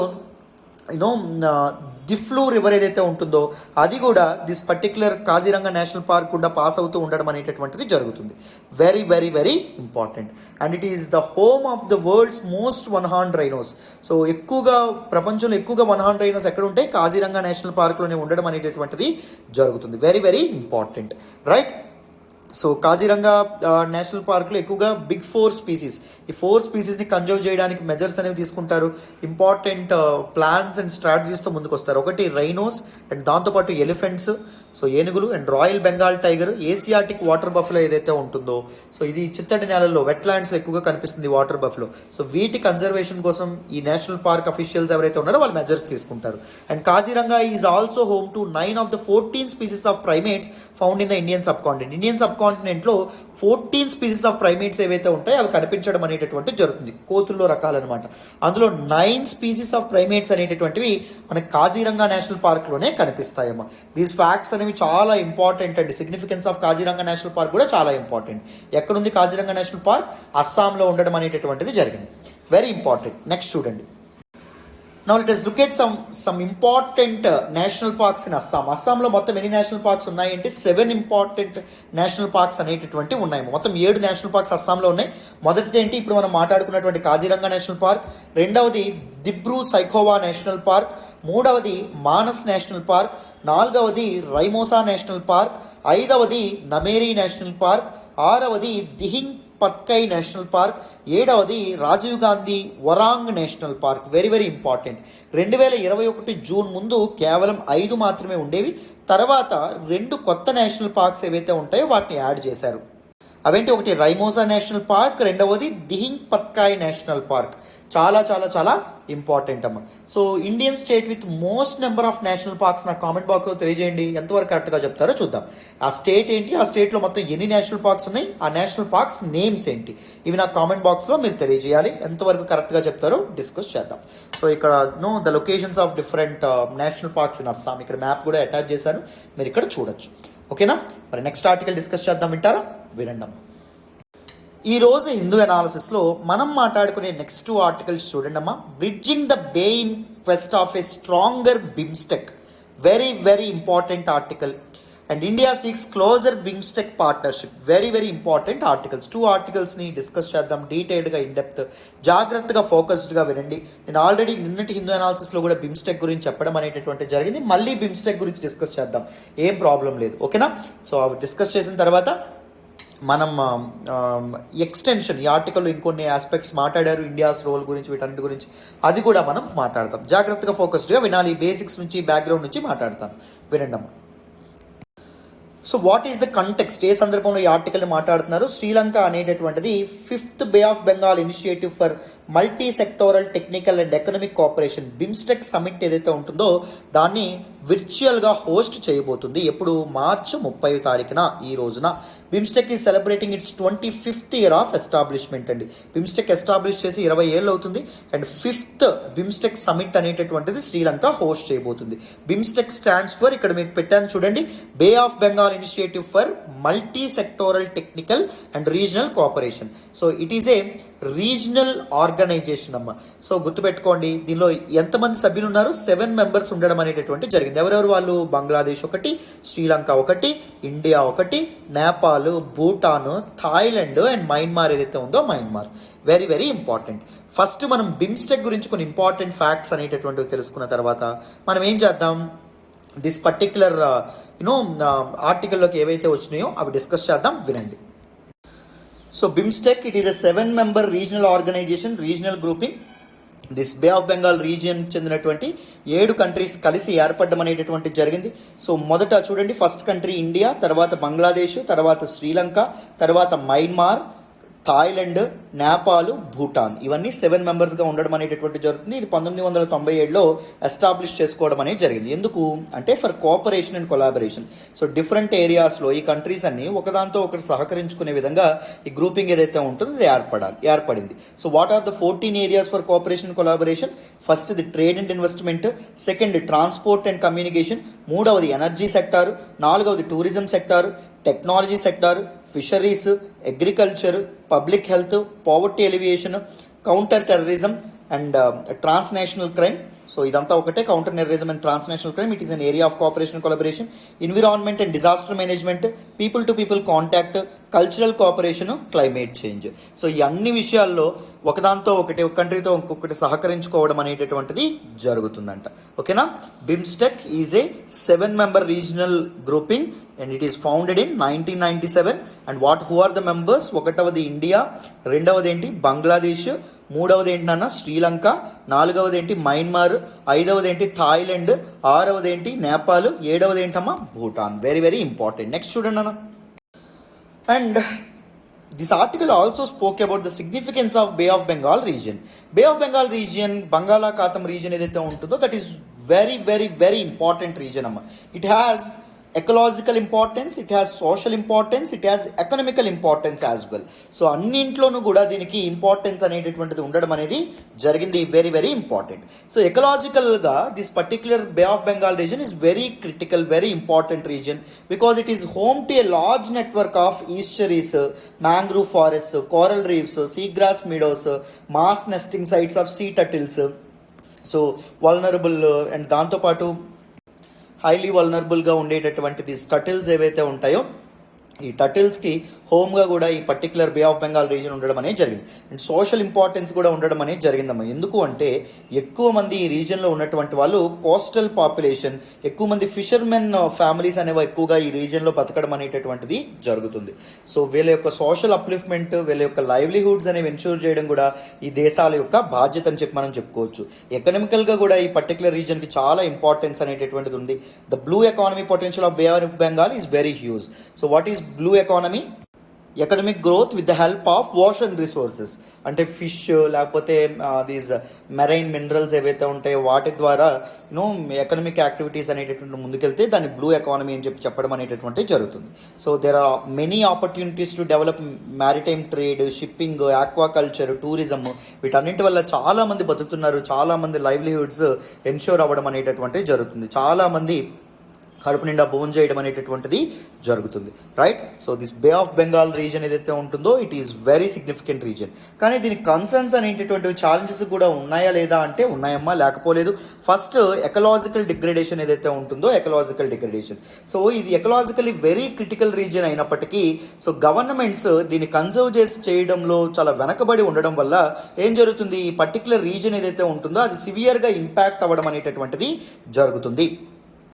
ముఖ్యంగా మ్యాంగ్రూవ్ ఏరియాస్, కోరల్ రీవ్స్ ఇవన్నీ నాశనం అయిపోవడం అనేటటువంటి జరుగుతుంది. Untreated this particular region comprise of most of these developing nations అవ్వడం వల్ల in their quest of development, so ఆర్థికంగా కానీ అన్నింటి విషయాల్లో డెవలప్ అయ్యే ఉద్దేశంతో ఇండస్ట్రీస్ గట్రా పెరుగుతున్నాయి. సో అన్ట్రీటెడ్ వేస్ట్ వాటర్ ఏదైతే ఉంటుందో దేని జరుగుతుంది, ఈ బే ఆఫ్ బెంగాల్ రీజియన్ని కంప్లీట్గా పొల్యూట్ చేయడం అనేటటువంటి జరుగుతుంది. ప్లాస్టిక్ పొల్యూషన్ కూడా one of the serious concerns అని చెప్పి మనం చెప్పుకోవచ్చు. రెండవ ఇంపార్టెంట్ పాయింట్ ఆఫ్ కన్సర్న్ ఏంటి అంటే అన్సస్టైనబుల్ ఫిషింగ్ ప్రాక్టీసెస్. సో ఇక్కడ this particular bay of Bengal region is rich with fish stocks అమ్మ. సో మంచి రిచ్ ప్రాన్స్ కానీ ఫిష్ కానీ ఇవన్నీ దొరుకుతాయి. దానివల్ల ఈ ప్రాంతాల్లో ఫిషర్మెన్ ఎవరైతే ఉంటారో వాళ్ళ లైవ్లీహుడ్ సస్టైన్ అవుతాయి. కానీ ఏం చేస్తున్నారు, ఇల్లీగల్ ఫిషింగ్ ఏదైతే ఉంటాయో అవి చేయడం అనేటటువంటి జరుగుతుంది.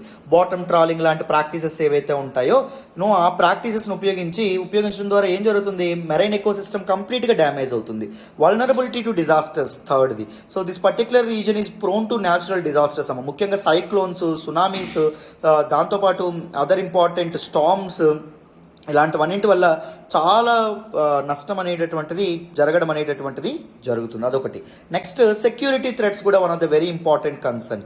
సో టెర్రరిజం అనేటటువంటిది అండ్ డిఫరెంట్ కంట్రీస్ మధ్య టెన్షన్స్, ఇప్పుడు ఇండియా పాకిస్తాన్ మధ్య టెన్షన్స్, ఇండియా చైనా మధ్య టెన్షన్స్ ఏవైతే ఉన్నాయో అవి కానీ, సో ఇలాంటి ఇష్యూస్ ఏవైతే ఉన్నాయో ఇష్యూస్ వల్ల కూడా దిస్ పర్టికులర్ రీజన్ చాలా నష్టపోవడం అనేటటువంటిది జరుగుతుంది. అర్థమైందా? So these are some concerns అమ్మ. మరి ఇప్పుడు నెక్స్ట్ చూడండి, let us look at significance of BIMSTEC for India. BIMSTEC ఇండియాకి ఎలా హెల్ప్ అవ్వగలదు, BIMSTEC వల్ల ఇండియాకి ఉన్నటువంటి అడ్వాంటేజ్ ఏంటి, అది కూడా మనం చూడాలి. సో ఇండియా పొలిటికల్ కోఆపరేషన్ కూడా ఇవ్వడం అనేటటువంటి జరుగుతుంది BIMSTECకి. సో BIMSTEC వల్ల యూజ్ ఏంటో చూడండి. మొదటిది substitute for the failure of the SAARC. SAARC అంటే ఏంటి, south Asian association for regional cooperation. దీని మీద నేను ఆల్రెడీ ఒక వీడియో చేశాను, వరల్డ్ టూర్ లాగా డీటెయిల్గా డిస్కస్ చేశాం. సార్క్ గురించి ఎవరికైనా తెలుసుకోవాలంటే సార్క్ LTX క్లాస్ అని చెప్పి యూట్యూబ్లో సెర్చ్ చేయండి, నేను చేసిన వీడియో వస్తుంది, దానిలో డీటెయిల్డ్గా ఎక్స్ప్లెయిన్ చేశాను. సో సార్క్ ఏదైతే ఉంటుందో ఇది ఈ రీజనల్ ఆర్గనైజేషన్ ఊహించినంత స్థాయిలో ఉపయోగపడట్లా. ఎందుకు, సో ఇండియాకి పాకిస్తాన్కి మధ్య బైలేటరల్ రిలేషన్స్ అనేటటువంటివి అంత కరెక్ట్గా లేకపోవడం వల్ల, సార్క్లో ఇండియా పాకిస్తాన్ మెంబర్స్గా ఉండడం వల్ల సార్క్ సమిట్స్ అనేటటువంటి రెగ్యులర్గా జరగకపోవడం ఇవన్నీ జరుగుతున్నాయి. బట్ బిమ్స్టెక్లో these two rivalries are not part of it. So only one మన ఇండియా మాత్రమే బిమ్స్టెక్లో పార్ట్గా ఉండడం అనేటటువంటిది జరిగింది. అవునా? సో సార్క్ చేయలేనటువంటి పని బిమ్స్టెక్ ఇండియాకి చేయడం అనేటటువంటి జరుగుతుంది in the form of regional cooperation, right? And trade agreements like SAARC preferential trade agreement and other critical initiatives SAARC ఏవైతే ఉన్నాయో అవన్నీ ఎప్పటి వరకు కొలిక్కి రాలేదమ్మా. ఎందుకంటే SAARC అంత పర్ఫెక్ట్గా పని చేయట్లేదు కాబట్టి, because of the rivalry between India and Pakistan, right?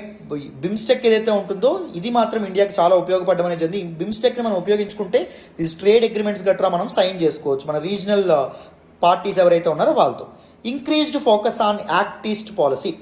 So మనకి మోడీ గవర్నమెంట్ వచ్చిన తర్వాత లుక్ ఈస్ట్ పాలసీని యాక్ట్ ఈస్ట్ పాలసీగా మార్చారు. 1990లో 1990స్లో యుఎస్ఎస్ఆర్ కొలాప్స్ అయిన తర్వాత ఇండియా అనేటటువంటిది లుక్ ఈస్ట్ పాలసీతో ముందుకు రావడం అనేటటువంటి జరిగింది. ఏం జరిగింది మీ అందరికీ తెలుసని అనుకుంటున్నాను. 1945లో ఎప్పుడైతే వరల్డ్ వార్ 2 అనేటటువంటిది ఎండ్ అయిందో వరల్డ్ అనేది బైపోలార్ అయిపోయింది. 2 పద్ధనాలు వచ్చినాయి. ఒకటి యునైటెడ్ స్టేట్స్ ఆఫ్ అమెరికా, రెండవది యుఎస్ఎస్ఆర్ సోవియట్ యూనియన్. ఈ రెండింటి మధ్య కోల్డ్ వార్ అనేటటువంటిది నడుస్తూ ఉండేది. కొన్ని దేశాలు యుఎస్ఏకి సపోర్ట్ చేస్తాయి, కొన్ని దేశాలు యుఎస్ఎస్ఆర్కి సపోర్ట్ చేశాయి, రైట్? బట్ కొన్ని దేశాలు మధ్యలో ఉన్నాయి, వాటిని నామ్ కంట్రీస్ అంటాం, నాన్ అలైన్డ్ మూవ్మెంట్ కంట్రీస్ అంటాం.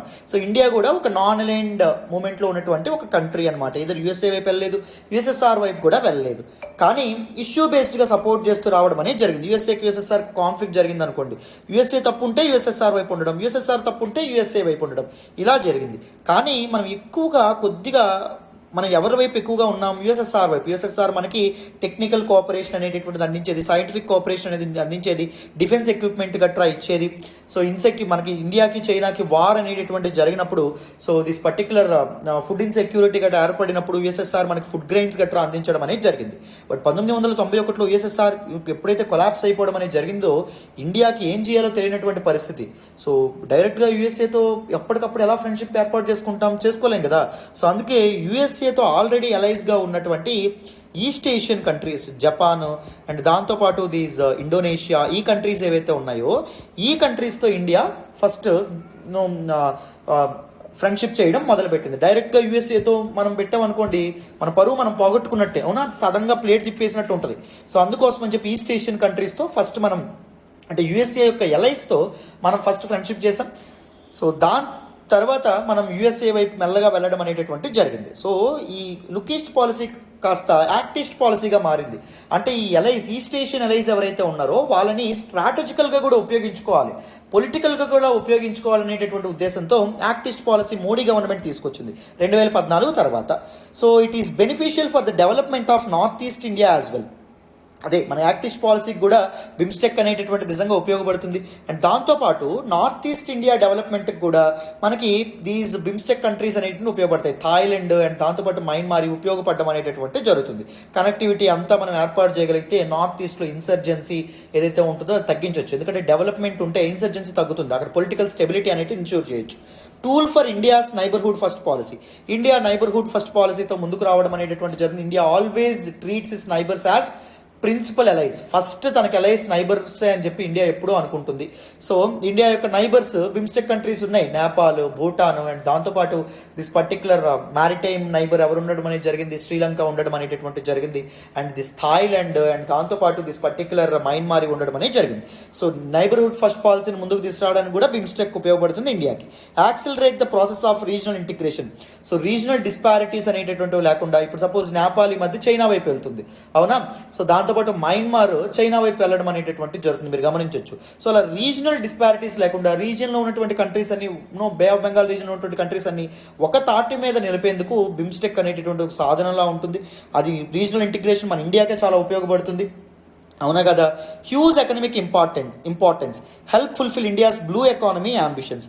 బ్లూ ఎకానమీ అంటే ఏంటి? యూటిలైజింగ్ ఎకనామిక్ రిసోర్సెస్ని యూటిలైజింగ్ ఓషన్ రిసోర్సెస్ని ఉపయోగించుకొని ఎకానమీని వృద్ధి సాధిస్తే, ఎకానమీలో గ్రోత్ సాధిస్తే దాన్ని బ్లూ ఎకానమీ అంటాం. So India's huge potential for blue economy ambitions అండి. బ్లూ ఎకానమీ ఆస్పిరేషన్స్ ఇండియాకి చాలా ఎక్కువ ఉన్నాయి, పొటెన్షియల్ కూడా ఎక్కువ ఉంది. ఎందుకంటే India has one of the longest coastal line కూడా ఇండియాకి ఎక్కువగా ఉండడం అనేటటువంటి జరిగింది. సో ఈ కంట్రీస్ కూడా కోస్టల్ లైన్ షేర్ చేసుకుంటాయి కాబట్టి ఈ కంట్రీస్తో మ్యారిటైమ్ సెక్యూరిటీ ఇనిషియేటివ్స్ లాంటివి ఏమైనా ఏర్పాటు చేయడం ద్వారా మనం ఏం చేయొచ్చు, మన బ్లూ ఎకానమీ వైపు కూడా ముందుకెళ్ళొచ్చు. చాలామంది ఇండియన్ పీపుల్ యొక్క, ముఖ్యంగా ఇండియన్ ఫిషర్మెన్ ఎవరైతే ఉంటారో వాళ్ళ యొక్క లైవ్లీహుడ్స్లో కూడా మనం చాలా మార్పులు తీసుకురావచ్చు, అవునా? వాళ్ళ జీవన ఆధారంలో కూడా మనం క్రమేపీ మార్పులు తీసుకురావచ్చు. And what is the significance of BIMSTEC for the region? So మన రీజియన్కి బిమ్స్టెక్ యొక్క సిగ్నిఫికెన్స్ ఏంటో చూడండి. అంటే this particular south east Asian region ఏదైతే ఉంటుందో దానికి, దిస్ బే ఆఫ్ బెంగాల్ రీజన్కి. It can act as a bridge between two major high growth centres of Asia and south east Asia. So ఒకవైపు ఏషియా ఏదైతే ఉంటుందో, south Asia and south east Asia. South Asia ఏదైతే ఉంటుందో అంటే Pakistan, India ఈ ప్రాంతాలకి, and south east Asia ఏదైతే ఉంటుందో అంటే మనకి ఇప్పుడు ఇండోనేషియా, లేకపోతే మయన్మార్, థాయిలాండ్, మలేషియా, సో ఇవేవైతే ఉంటాయో ఈ మధ్య ఒక బ్రిడ్జ్ లాగా దిస్ బిమ్స్టెక్ అనేటటువంటిది ఉపయోగపడుతుంది. స్ట్రాటజిక్ సిగ్నిఫికెన్స్ కూడా ఉండడం అనేటటువంటి జరిగింది. స్ట్రాటజికల్గా కూడా అన్ని కంట్రీస్ గ్రో అవ్వడానికి, అన్ని కంట్రీస్ ముందుకు వెళ్ళడానికి ఇది చాలా ఉపయోగపడుతుంది. సో వరల్డ్ అనేటటువంటిది బైపోలార్ అయిపోతుందండి. ప్రజెంట్ మీకు ఎవరి యాక్సెస్ నెగ్గుతుంది బాగా ఇప్పుడు అంటే చైనాకి, మనం యుఎస్కి ఇప్పుడు సింగిల్ పోలార్ వరల్డ్ ఆర్డర్ అనేటటువంటిది ఉంది. పెద్దన్న ఎవరు యుఎస్ మాత్రమే ఉంది. యుఎస్కి పోటీగా చైనా, రష్యా అండ్ దాంతోపాటు పాకిస్తాన్, ఈ కూటమి ఏదైతే ఉంటుందో, ఇరాన్, పాకిస్తాన్, నార్త్ కొరియా, ఈ కూటమి ఏదైతే ఉంటుందో ఈ కూటమి అనేటటువంటిది డెవలప్ అవుతుంది. న్యూ యాక్సిస్ ఏదైతే ఉంటుందో డెవలప్ అవుతుంది. అవునా కాదా? ఈ న్యూ యాక్సిస్ చేతుల్లోకి పవర్ అనేది వెళ్ళిపోకుండా బ్యాలెన్స్ ఆఫ్ పవర్ని ఎన్ష్యూర్ చేయడానికి India can utilise all these players, Nepal, Bhutan, Sri Lanka, Myanmar and దాంతోపాటు దిస్ పర్టిక్యులర్ థాయిలాండ్, వీటన్నింటినీ ఇండియా ఉపయోగించుకోవచ్చు, బంగ్లాదేశ్, వీటన్నింటిని. రైట్, అది మనకి చెప్తున్నారు. టూల్ ఫర్ రీజనల్ ఇంటిగ్రేషన్ చెప్పాను కదా, రీజనల్ ఇంటిగ్రేషన్ కూడా. సో ఈ రీజన్లో ఉన్నటువంటి కంట్రీస్లో అన్నీ ఒక తాటి మీద నిలబడడానికి కూడా దిస్ పర్టికులర్ బిమ్స్టెక్ అనేటటువంటి చాలా చక్కగా ఉపయోగపడుతుందని కూడా మనకి చెప్తున్నారు. వెరీ వెరీ ఇంపార్టెంట్ అండి. నెక్స్ట్ చూడండి అన్న. సో మరి ఇప్పటి వరకు బిమ్స్టెక్ యొక్క పెర్ఫార్మెన్స్ అనేటటువంటిది ఎలా ఉందో చూడండి. ఇనిషియల్ స్టేజెస్లో బిమ్స్టెక్ ఏర్పాటైనటువంటి కొత్తలో ఆర్గనైజేషన్ అనేటటువంటిది స్లోగా మూవ్ అయ్యేది. సో అంత ప్రాబల్యం అనేటటువంటిది ఉండేది కాదు.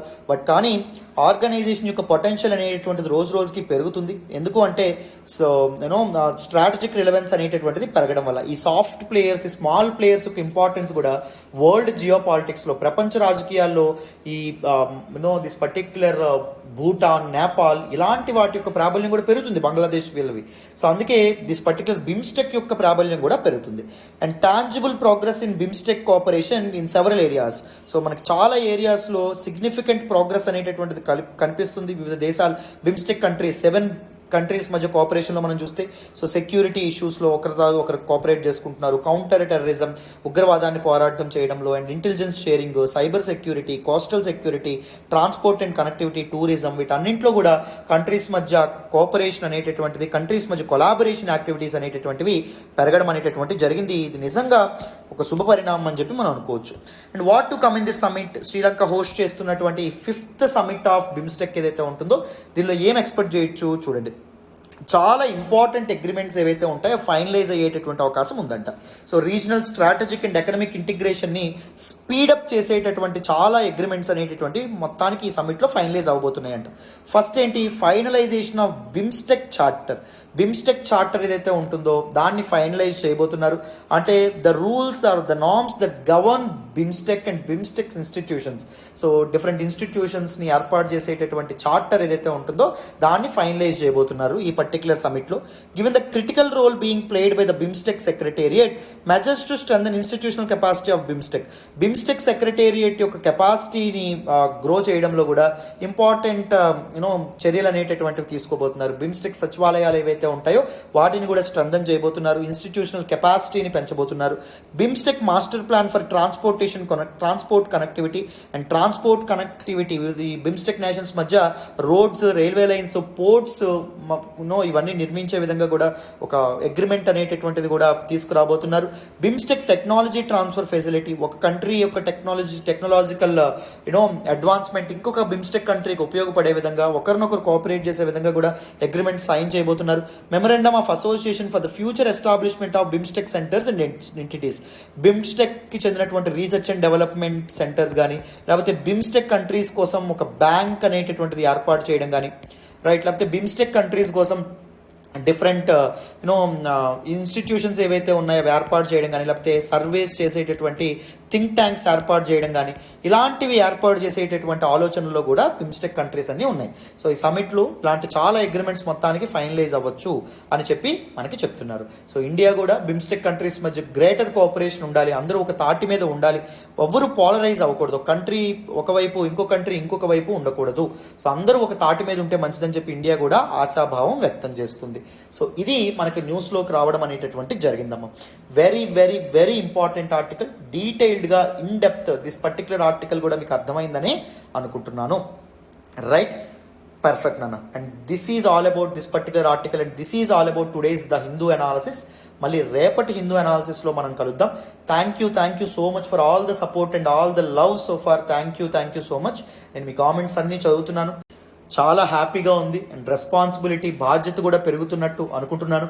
సో మీకు ఇలాగే అర్థమయ్యేటట్టు బేసిక్స్ నుంచి బ్యాక్గ్రౌండ్ నుంచి కాంప్రహెన్సివ్ అనాలిసిస్ చేసే విధంగా నేను ప్రయత్నాలు అయితే చేస్తాను. ఓకేనా? Thank you so much. So ఎక్కువ మందికి రీచ్ అవ్వడానికి మీరు ఏం చేయాలి, వీడియోని లైక్ చేయాలి, మీ ఫ్రెండ్స్తో షేర్ చేసుకోవాలి అండ్ దాంతోపాటు వీడియో ఎలా ఉందనేది కూడా కామెంట్ చేయాలి. ఓకేనా? రైట్ అమ్మా. సో మళ్ళీ రేపటి హిందూ అనాలిసిస్లో కలుద్దాం. బాయ్ నాన్న.